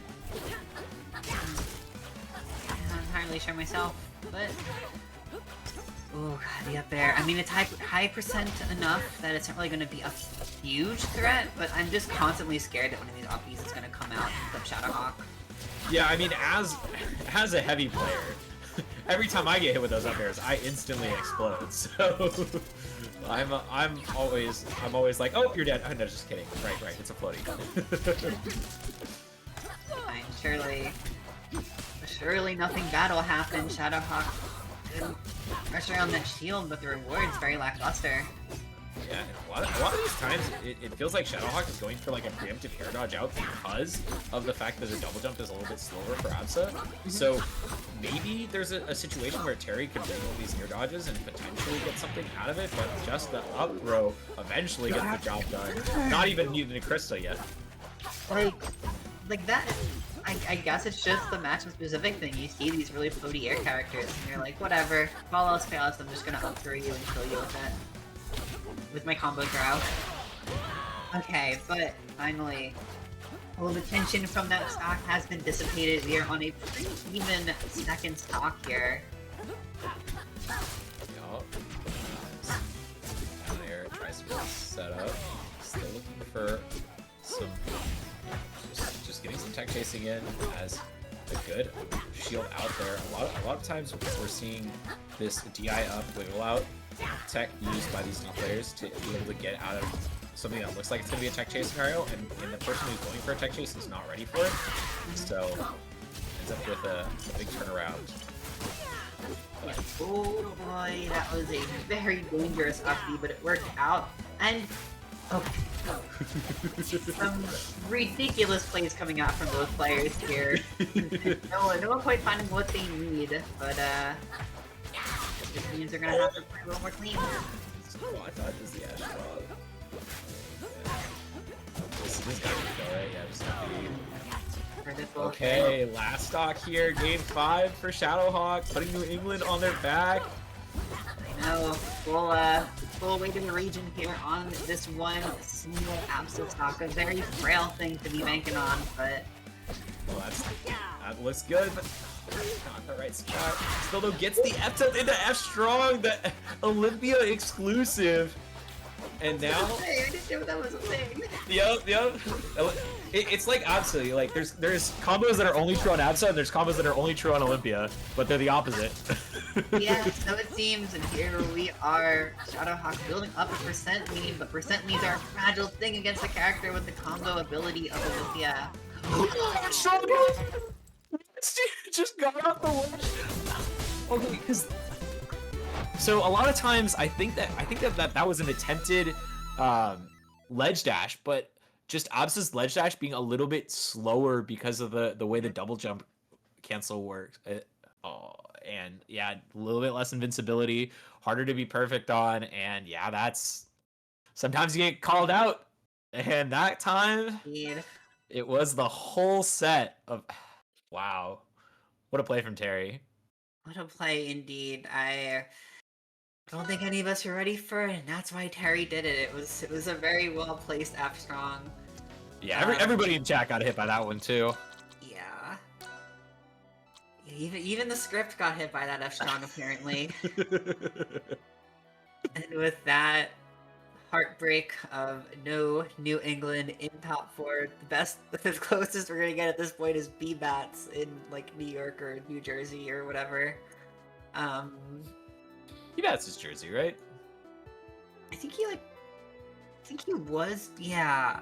Because I think he's in like law school right now, and I'm not sure if he's going to school in Jersey or if it's somewhere else, which is why I've been like unsure. But it's probably Jersey. Yeah, and then Landon is Minnesota, I think. Something like that. I know he's Midwest, but I always forget where in the Midwest. So I was kind of. Okay. So yeah, Yeah, so Teri is gonna be back up again, this time versus Landon, aka Franklin D. Roosevelt. I always wonder like what the story is behind some of these tags, right? Because you're like, I could not tell you, man. You're like, all right, I think we need a new deal. Oh yeah, I don't know. It's interesting. Whatever the case, I mean, we've kind of just got glass cannons left. Claren is really the only exception here, more of a midweight. Heaviest character we've had in this whole top 8 is Claren, which is very funny to think about. Because she's, I think, still in like the lower half of the cast. But yeah, so. Wait, who'd you say is in the lower half of the cast? Weight-wise. Oh, weight-wise. Oh, okay, sorry. Okay, not power-wise. No, this character's stupid. No. Neuron I'm probably activation. even like listen, I would consider myself something of a Claren down player, and I'm still not going to put her lower half of the cast. I'm not delusional. That's fair. Some people though, some people are crazy. No, I don't know if you've ever seen a Stango match, a Stango tier list, but every time I see it, it blows my mind. I'm just like, I didn't realize people could have opinions like this. I see them and I look at them and I scroll past and I don't commit it to memory. yeah. Just let in one ear out the other. Just let it. This too shall pass. Actually, though, but yeah, no. So we're in Olympia. It's an interesting one. I know at the very least. I actually don't really know what like the prevailing opinion has become for the matchup in this game. Because I do think that Olympia has really had something of like a second wind coming into Rivals 2, where like at first people weren't doing that much with her, but she's really created a strong niche for herself at the top level of play that I think was a lot more wishy-washy in Rivals 1. In theory, Claren has the range advantage that Claren has is very significant in this matchup in particular. But I think the way that Olympia is able to pressure shields in this game, it shifts so much about the character. She's probably definitely one of the most changed coming from Rivals 1. It's been really interesting to see how Olympia players have shifted their mindset, and honestly, in a lot of ways, I feel like become a little more aggressive with how much freedom they have to just always press their offense as long as they're not going to combo themselves. Yeah, I think it's very much a like. They're trying to make it their turn the whole time, right? Like they're trying to never give you an opening in the pressure once they get in. Once you're forced into shield, you're just like a sitting duck against them. And I was talking about it earlier, where it feels like when you're in shield, you're in disadvantage versus Olympia because her buttons are all so safe and like there's so many mix-ups on her shield. It's just like,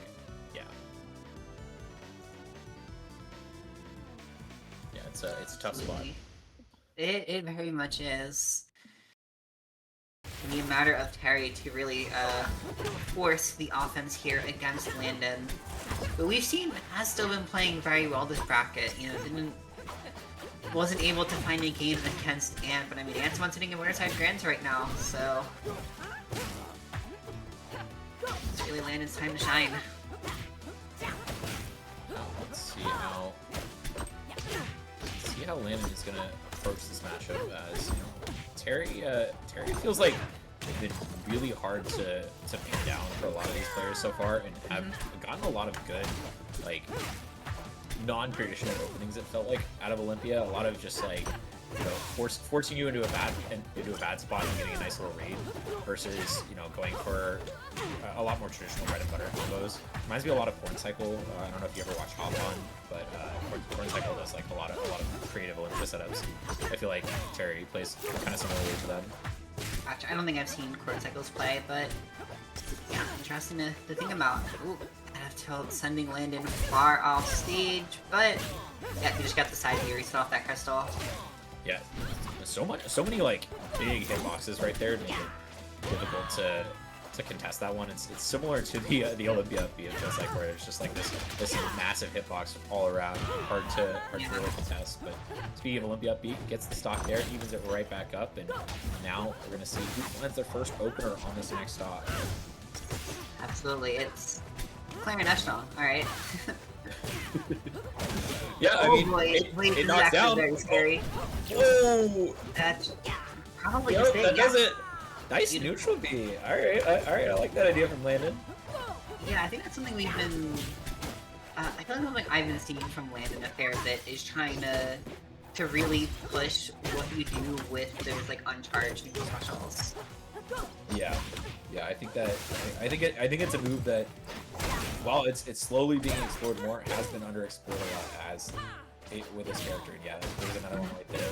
It pops up at such a nice angle when you tipper with it, and it's a great little disruptor. But that time, you know, a little mustard on that one. It's such a peculiar move. I feel like it's so unassuming. I know when like Claren was first shown off and I was like first messing around with the character, I was like, man, I kind of hate this move. Like, I think it's so boring. But there definitely been a lot of really interesting like setups found with it, and I feel like as much as it can be very frustrating to get hit by for a lot of players, I do think it's like it's cool to see Clarence having to learn to get used to those exact like charge times and know when to use each charge and how much to have to charge the move. It's interesting. It's a very fun move to try to optimize. Yeah, you played Claren in Rivals 1, right? Yes. And are you still like not on Claren in Rivals 2, or are you? No, I play her in both games primarily. Okay. Fair enough. Because I knew for a while you were like, I'm not really a big fan of the Rivals 2 player. I have a lot of mixed feelings on Rivals 2 Claren, but she's still like my favorite character to play as, at least. A lot I could say about Claren's design right now, but that's not really what the topic is here, because we got to see Landon really running house in this game too so far. Yeah, Landon is kind of running over right now. That neutral B getting absorbed, the Nair just getting the high hit. But yeah, I mean, this is once again rinse and repeat, another tipper there. And still though, I think that at some point Landon could have taken the time to kill the gem, and that might have ended up with a okay. I mean, we talked about it, how it's like, you know, always a threat, but there is downside. If you miss, you look like a fool.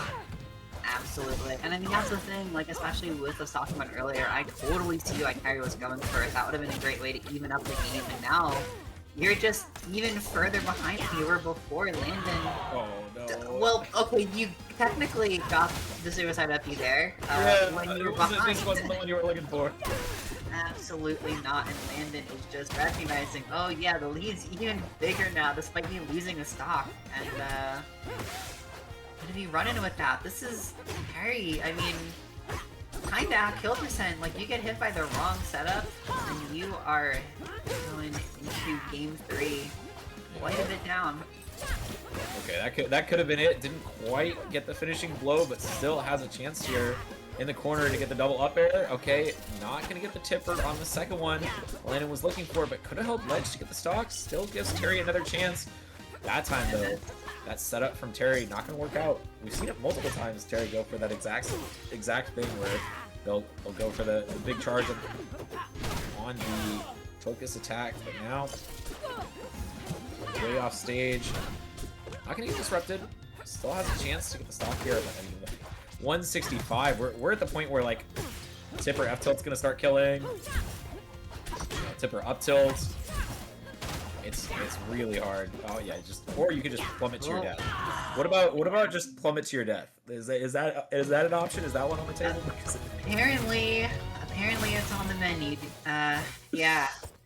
And it's what I was saying earlier, is I feel like Olympia's like recovery, it's not necessarily bad, but it's like the distance on it is really not that great. And she's one of the characters that I think is easiest to SD with, as you saw right there. I mean, she's such a fast faller, and the distance is very lackluster. Those mistakes will creep through eventually for even the best Olympia players. Yeah, we're not gonna say her recovery is bad, but like, you still gotta be able to do it. You know? Exactly. Yeah. Yeah, it's something that you have to have the right chance for. Yeah, I mean, when you make a little mistake, you just end up paying the price, and now the price has been 2 games so far, as Landon kind of running away with this. We'll see if Teri can make something happen this game, but the way Landon's been playing, it looks like it's going to be an all Landon set. Oh, hold on a sec. All right, we're cooking something a little bit for Teri. We are 76% on the board right there, and oh boy. I thought he was just gonna die. Yeah, those early up Bs have betrayed him quite a few times, so it's very scary to see them come out, even if it is like a good play in a lot of situations. Yeah.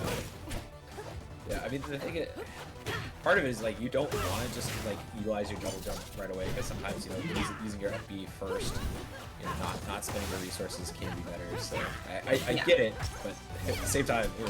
It's spooky. Well, hey, finding the up special, I don't think, yeah, that one's not going to kill. Comes pretty close though. One more, and that is going to be current use for Landon's first stock. Good DI this time though. Get out of there and use that ledge dash waveland on, I mean, pseudo ledge dash, or wall jump. The Rivals 1 ledge dash. That's what people like to call it sometimes. Still though, turns the kill right around. Yeah, this sort of mid-range spacing for Landon has been really good. Just a lot of like being just inside of his burst range without being able to get opened up as much. But, oh yeah, once again, these special get-ups have been, I don't know if they've hit any times in this game versus Landon. They were working well earlier, and it feels like a little bit of over-reliance on them from Teri. Yeah, I can agree with that. Hasn't been too great. Oh boy. Oh! What a parry. That was nice. I feel like so many times Clarence go for that, and most of the time, you know, nobody has an answer. I guess you don't got an answer for that one either. But No. Still impressive. Impressive parry for Teri. Puts him back into this game. Yeah, that's what I was gonna say. If nothing else, the game is fairly even now. Teri managing to stay in Landon's face until the down the grab. Nice hitbox on a beat. Lets Teri once again get out of a scary situation. Landon though, the pickup, doesn't get the follow-up on that, as Teri utilizing the Legend's ability to get out of there once again with these neutral airs. Oh, but a tipper into tipper. This could be it, Cyber. It really could. I mean, Teri's so close to making this game happen. It really has to. On tournament life right now, the backup is going to find its mark that time. But still alive though, Landon. Alive. But there, Yeah. yeah. That back air gonna seal the deal. Teri hanging on, maybe by a bit of a thread, but hey, sometimes it's all you need.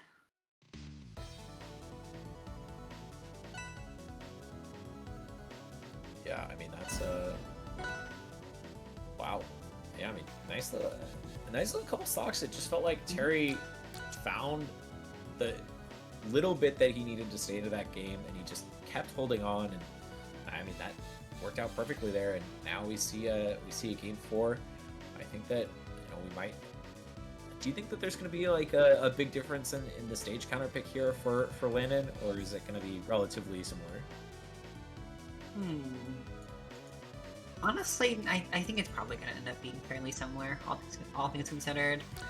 Like, Claren doesn't mind having a little bit more space. I think Merchant is probably a good in-between here, where, like, yeah, it's going to let Claren run back and play her own game a tiny bit more, but she really doesn't want to have, like, a crazy large stage, because she still needs to, like, play. She doesn't have a projectile, right? So she can't really exert herself from long range in the way that even some close range characters can. Yo. Wow, a bit of a mistake there. And suddenly Teri is just absolutely in commanding position this game now. Landon gonna have to be fighting off the back foot for probably the rest of the game unless he can find some incredible combo here. Exactly. Like, you would need a very early, very explosive kill to make this even early on. I know you've seen plenty of players here make those early SDs and still win the game, but it's tough. And it's one of those things where like you just have an added pressure of knowing you are behind the entire time. Oh boy. Yeah. Solid play from Landon there for a second. Got some nice hits in, but ultimately Teri was just the one who came out with keeping the percents even. Throw sets up with the up tilt and does break the gem this time. Just to go really low. Yeah, that just completely stoic in the face of danger. Not biting on that at all. A little bit low here. Doesn't have the tech on the wall. And yeah, not gonna get the rack trick perfectly. Just that last like 30 seconds, these players just keep throwing themselves into situations, and ultimately Landon able to even up the stock. He's gonna have to try to hang on to this one for a little longer though. Oh no, is this gonna be a hamster death moment? I think Oh my god, it we is. did just see a hamster death moment. How did you manage to die there, Teri? Come on. It's just how it goes sometimes. I mean, Landon's still got all these hitboxes, and Olympia resources are just very important for her. Yep. Still there. Warrior gets the kill. 58% is a very reasonable lead to come back from. We saw earlier, you know, it seems like there's always a chance for Teri to get an early kill. But Landon has been the one who's been making the magic happen in this game so far. Gets the tippers that he's looking for, but the fall up onto the platform. And a little bit of double hit action there. Caught the freeze from the down air into a back air, and I think the DI might have gotten schmixed on that one. Yeah, deceptively hard move to DI, that back air. Yeah. I'm hard pressed to blame Teri for messing that one up. But with that, Landon moving on 3-1. Very hard fought from Teri, especially those last two games. Feels like there could have been a game 5 there, but Landon didn't get shaken up by the early SD, and I think that was just a very important factor. Is like after that initial stock, Teri was just slowly playing like more and more sloppy, and Landon was clearly able to recognize that fact and take advantage of it. It's tough when you get handed something like that and you're like, oh my gosh, like somebody just died right in front of my eyes. I gotta capitalize on this moment, and then you just crumble a little bit, and it's always sad to see. But I mean, it can happen. It can happen to anybody. So, congrats on Landon for managing to clutch up there and continue making this losers bracket run. Lost to Ant in the first round of Pop 16, and now fought his way all the way back to losers finals. What is this? Now we're a 4-set win streak in losers. Looking for the final one. Beat out DrLobster, putting them down at 9th in a game 5 earlier. Yeah. So. And in 7-1 right now in terms of set count. That is pretty hefty. Yeah, certainly something that I'm looking forward to seeing now. I mean, this is going to be once again another test for Landon to see if he can hang with the big dogs. Can you make it happen against Billy Bbatts? That's the question, indeed. Oh,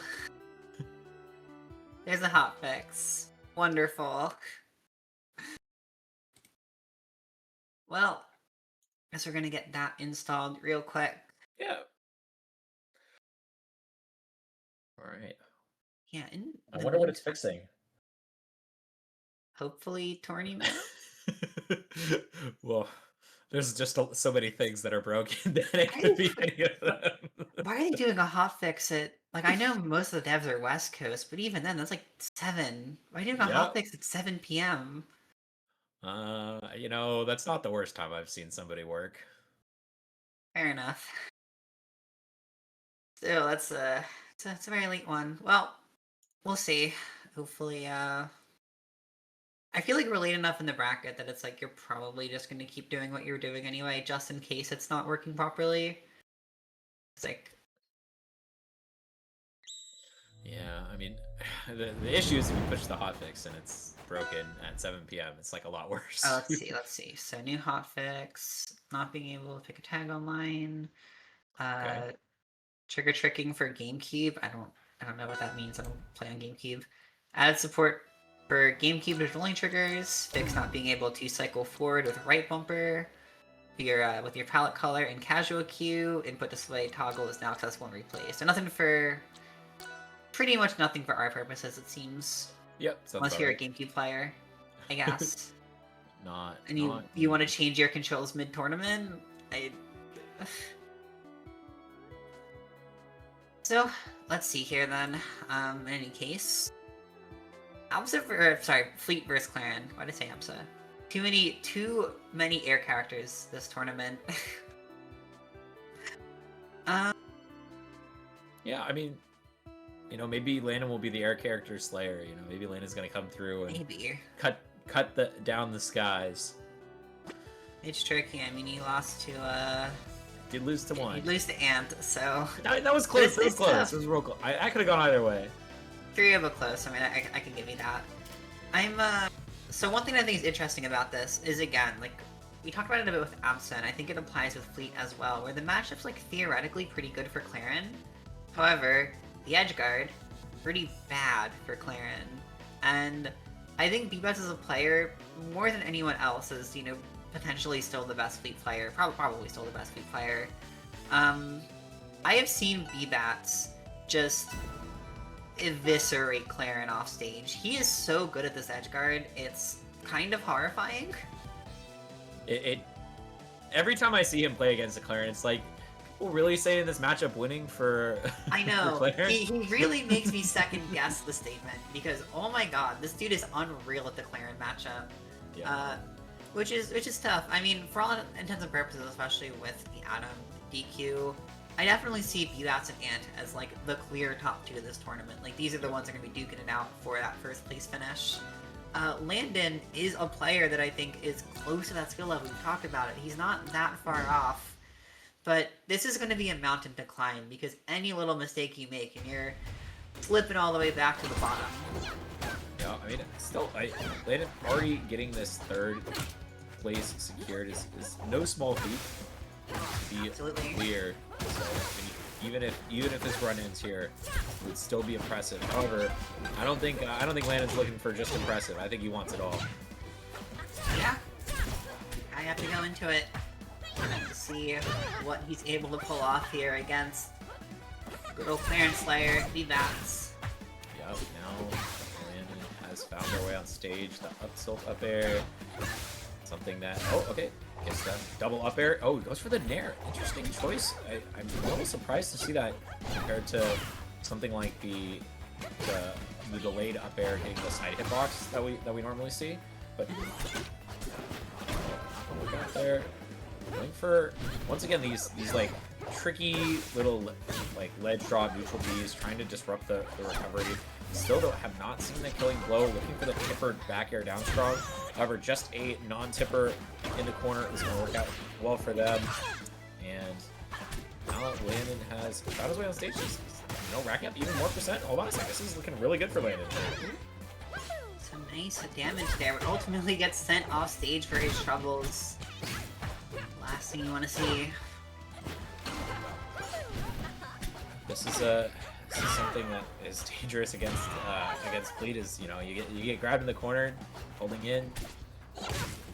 You just get die to the reverse back air. You hold out. You die to the forward throw. That's something that you always have a hard time against. Now going for that really nice setup that Claren has, the special get up. Or sorry, ledge up, I guess. Yeah, it's good down strong, by the way. Yeah, huge. But yeah, Landon going up in this last, the pretty much full stock lead here. Oh, but hold on a second. Full stock can disappear in the blink of an eye. We've talked about how crazy Bbatts is. And yeah, Landon's just like, alright, I got nothing left. Where did it all go? I just had to say it, Jet. Just had to say it. Now, even situation, I don't want to say that's bad for Landon. I mean, again, had the lead up until that edge guard. However, you gotta be a little bit more scared now, because you know one bad neutral loss, and it's literally just the game. Gotta be aware of all the threats that Bbatts can do, but this time Bbatts making a bit of a mistake. Now Landon is able to find the way back to the corner, back to the ledge. Oh, snags that ledge just away from Bbatts before he can get there. Super important, but went for an aggressive down strong, expecting the back air to tip her. And that means that Bbatts is gonna just slide that kill in. A little nice arrow. And wow, okay, Bbatts, he got there, but he's a bit of a thief. He stole that one.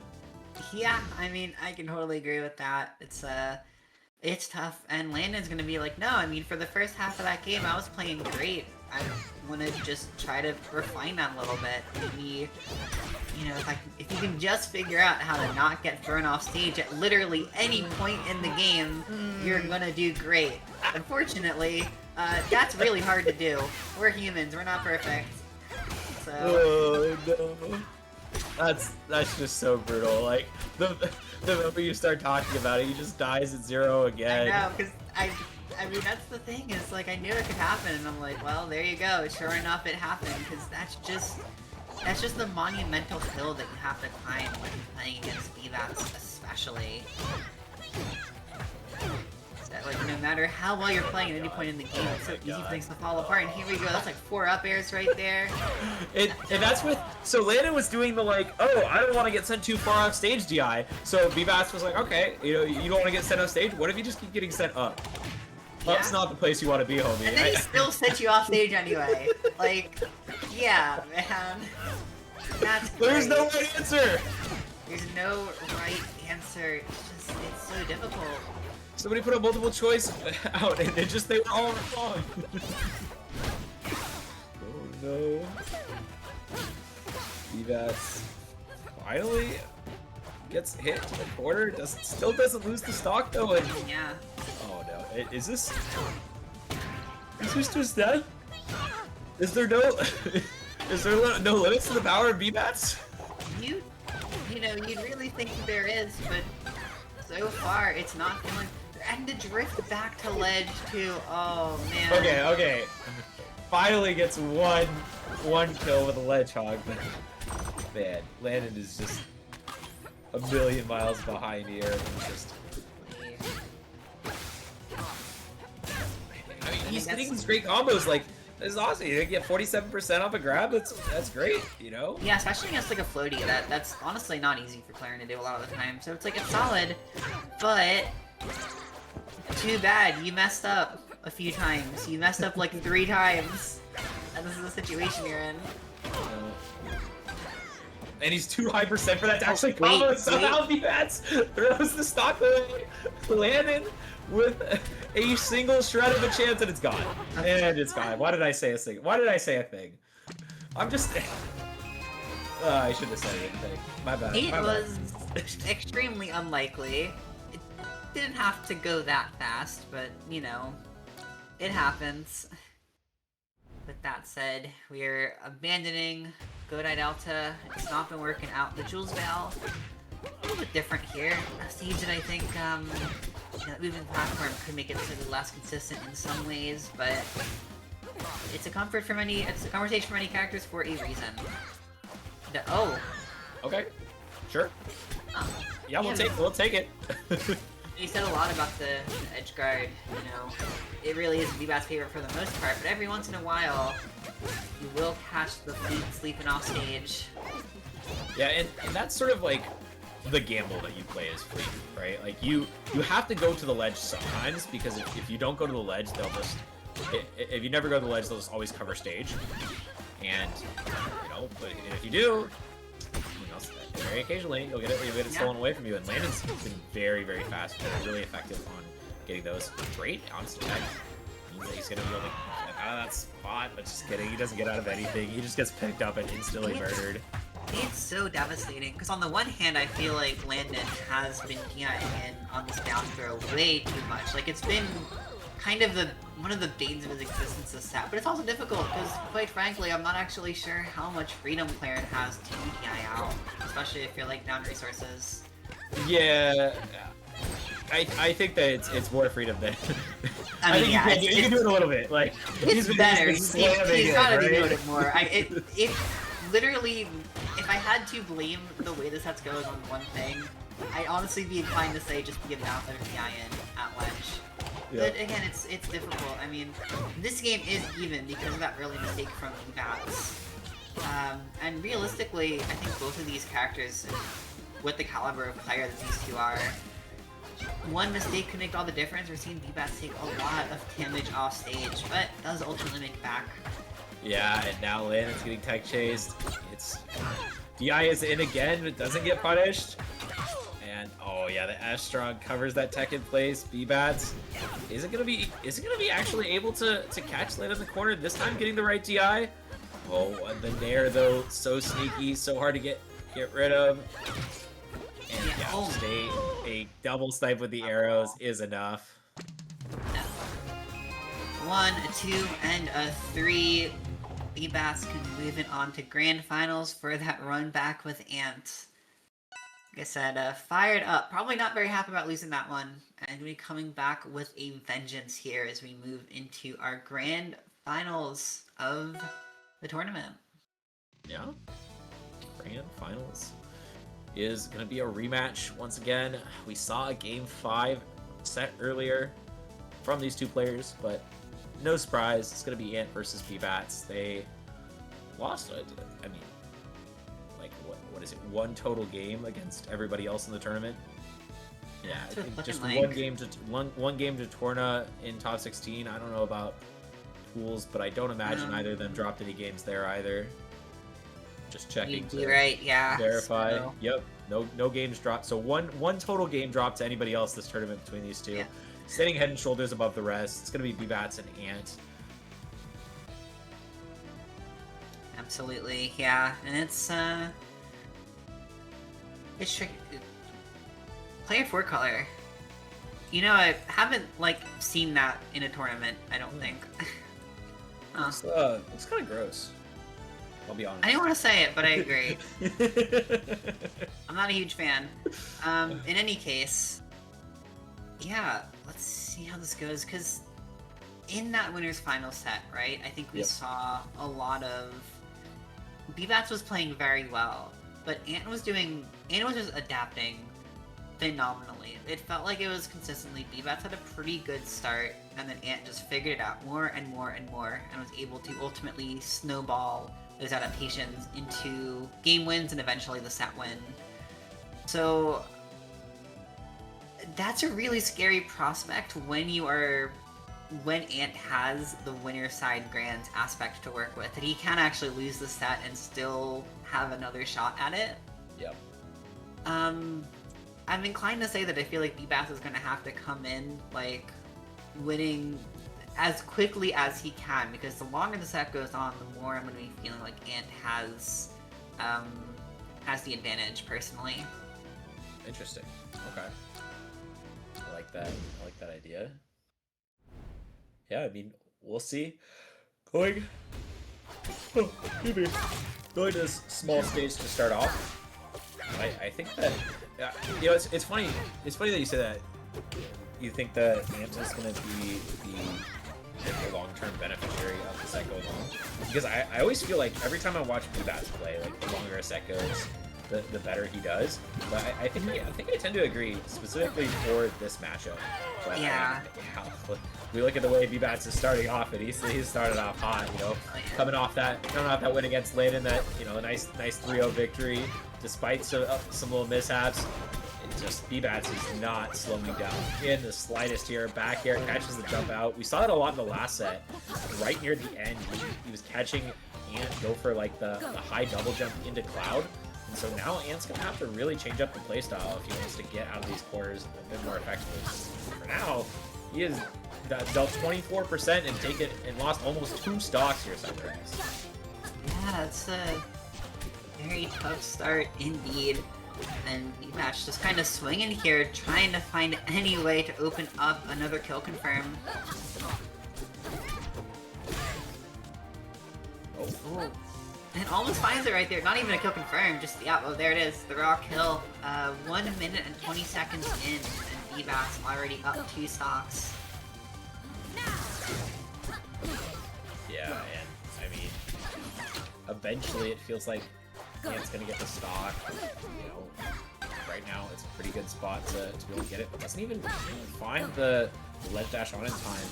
So now Bbatts has still more gas in the tank to keep going here. Finally catches an untrue combo with the jump out, but this is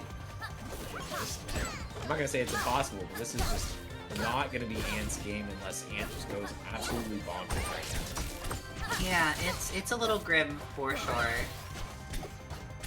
We've seen a lot of times in this tournament where Ant has just found like borderline random feeling kills from people with back air, and I think that is going to be a saving grace right now, is that the back air is probably a little bit stronger than fleet back air. However, as we've seen so many times, is Bbatts always finds the edge guard eventually. I think it's gonna be the scary thing about at least having this individual team go on for so long now that you are on your last legs. Yeah, gets a little pop up into the fair. Still has a chance of coming back to this game. Bbatts makes 1 or 2 more mistakes. All right, that time a little too big of a hitbox there. The line is not gonna work out. Barely though, getting out of that situation. Back throw. Almost the zap kill up there. Okay, we're still looking okay for Ant. We've seen how Bbatts can find kills like this at any point, but yeah, there it is. Yeah. At any point you say, well, the back air is always online, always looking for its next target, and right now it's going to be Ant.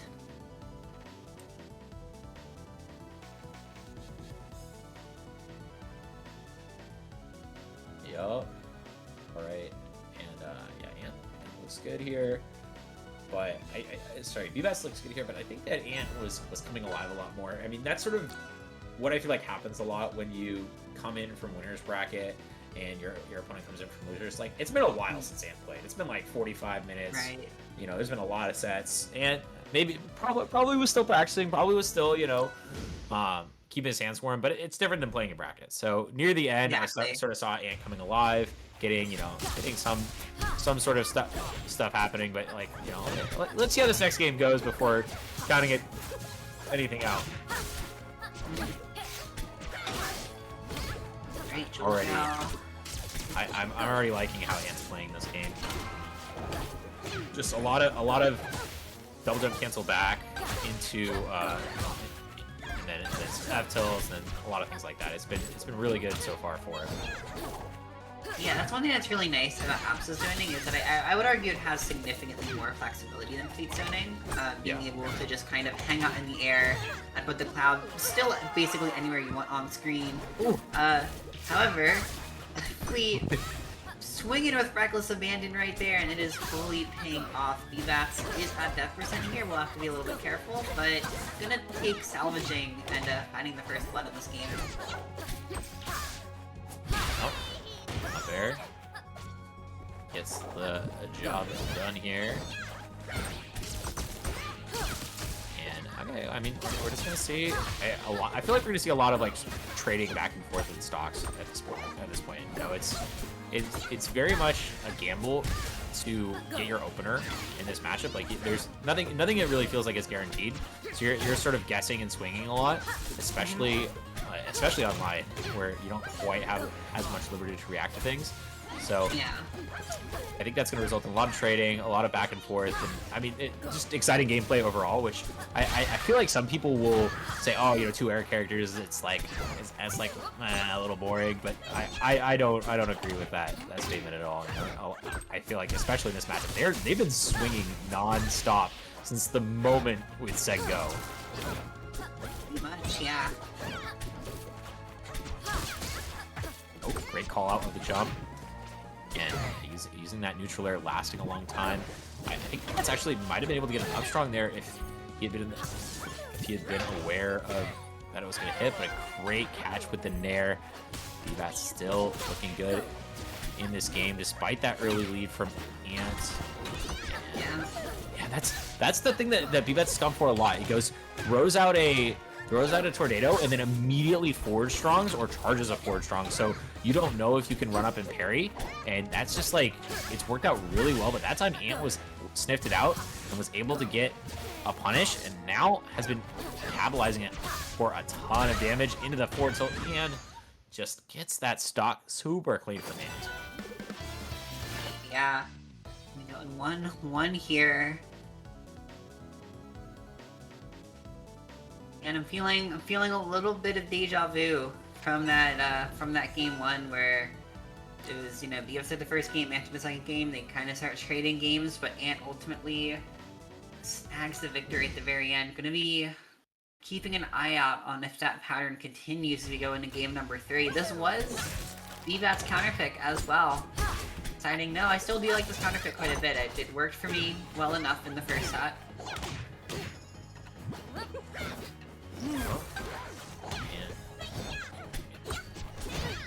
It feels like they're sort of taking turns, like beating each other up now. Yeah, pretty much. This time, Bbatts just like extend. I love when he extends the combo a little bit at the end by throwing out the side B and just getting a little bit extra on there. And okay, yeah, down air not doing much, but the full hold into the returning arrow doesn't really do anything, but it was very funny. Yeah. It's,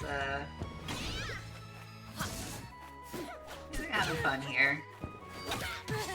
Good. Oh boy. Beautiful arrow. Gonna find the hit, and Bbatts taking the first stock of this game. Question's gonna be, can can Ant respond quickly here? Yeah, it looks like he's responding pretty quickly. Isn't able to quite get the stock, but a bunch of damage. We're still just like a final hit away, and there's the Bbatts classic, you know, throws that tornado out, sets up the forward strong, and it manages to steal 37% before Ant can finally clean up that stock. Although, I mean, the way the momentum was looking at the beginning, it's definitely really nice that Ant was able to get out of here without too much damage. Oh, okay. Parry's right in the face, no punish, and that's what we see the Ant a lot of times do, the double jump out of the corner to throw the cloud. Bbatts trying to read it out with those back airs, with those down airs, but this time Ant goes even higher. He's like, I can even go past this. Great up B to ledge. Gets out of that position with the wind chime. And okay, turns it around on Bbatts a little bit with some nice cloud pops. Oh, close. Magic miss on the grab, but another example of what we were talking about earlier with the after-hook attack just being so fast and so good at running into people that you can't really put the wind chime on her very safely. Yeah. Okay. Not gonna be able to get the catch with that. Once again, Bbatts able to just get back to ledge fairly safely, catches the back air. Final stock for Ant, but I mean, very close to be able to get the one on Bbatts. Let's see, it goes for the neutral air. It's like not quite as not quite as easy to catch the neutral air on Fleet as opposed to some of the other bigger characters, but still though does manage to find the tech chase into the strong. And we are just right back into this. Definitely a slobber knocker of a game. Every single time it feels like somebody has an advantage. The other player just knocks it right back out of them. And this time, Pro setting up here, getting a ton of damage once again. But I mean, now it's Bbatts' turn. He answers right back. Exactly, yeah, finding all these like weak aerial hits. It hasn't been anything that can lead into a big combo quite yet. Yep. But I think we've both seen time and time again how just one right starter can make the game here, especially for Bbatts, but even for Ant. Yeah, it's a very tit for tat situation. I mean the nairs, but Bbatts has been DIing these nairs pretty well. Difficult to find follow-up. Yeah. Oh, could have potentially gotten the stock there if. Oh, okay, I guess you did. I guess sometimes you make a mistake. Oh no. Sometimes you make a mistake, and Bbatts gotta be hurting for that one. You're down in the game count, and you're unfortunately down in the set count. I mean, this is Bbatts on his tournament life right here. Gonna have to win the next 2 games in a row just to stay in bracket, let alone actually win the tournament.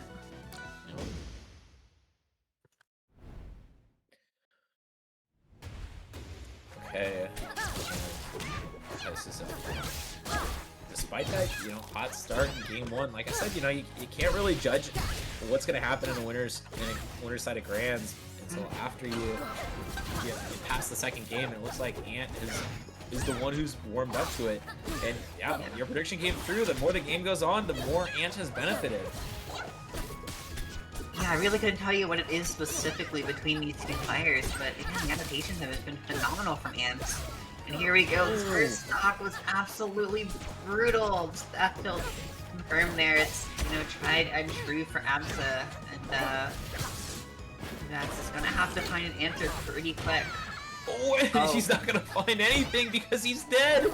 Once again, Bbatts is just way behind now. I mean, 76% on Ants, certainly within the range to kill, but you never want to be dying at those early percentages on Fleet as a character who thrives on survivability.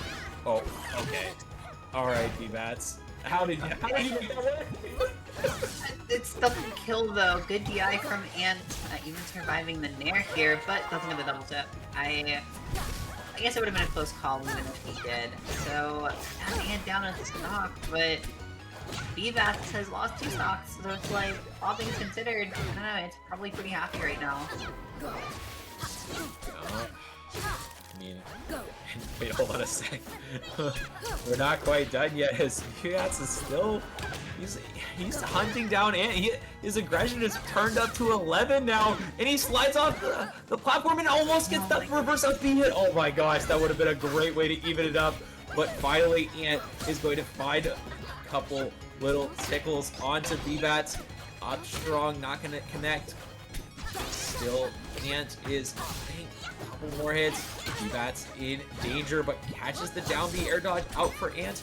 Once again, just a back and forth scenario, but Ant is fine with trades. He's up a whole stock.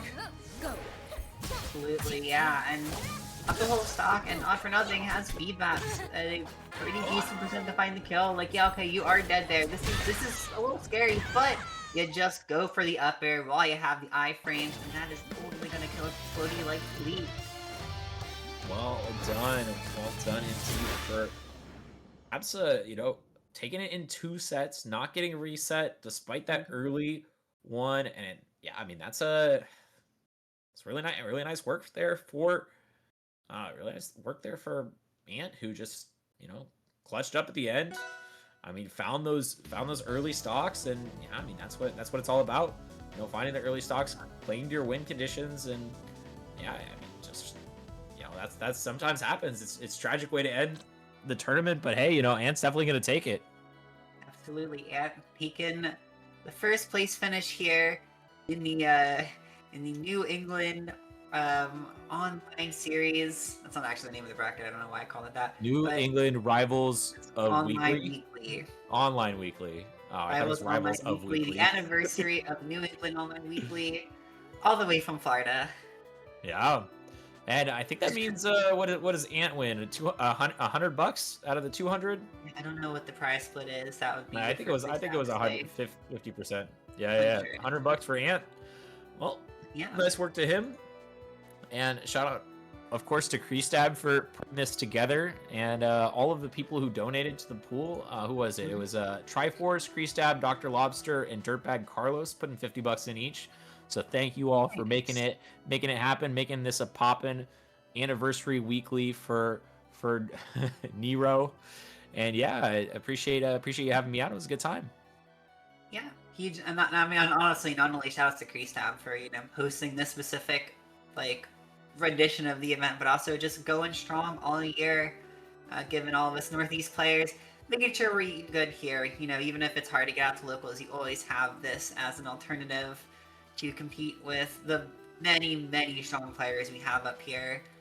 And it's a great time seeing a very peculiar arrangement of characters for this top 8, I've got to say. But it was interesting to see just how explosive these matches could be, even in the online environment.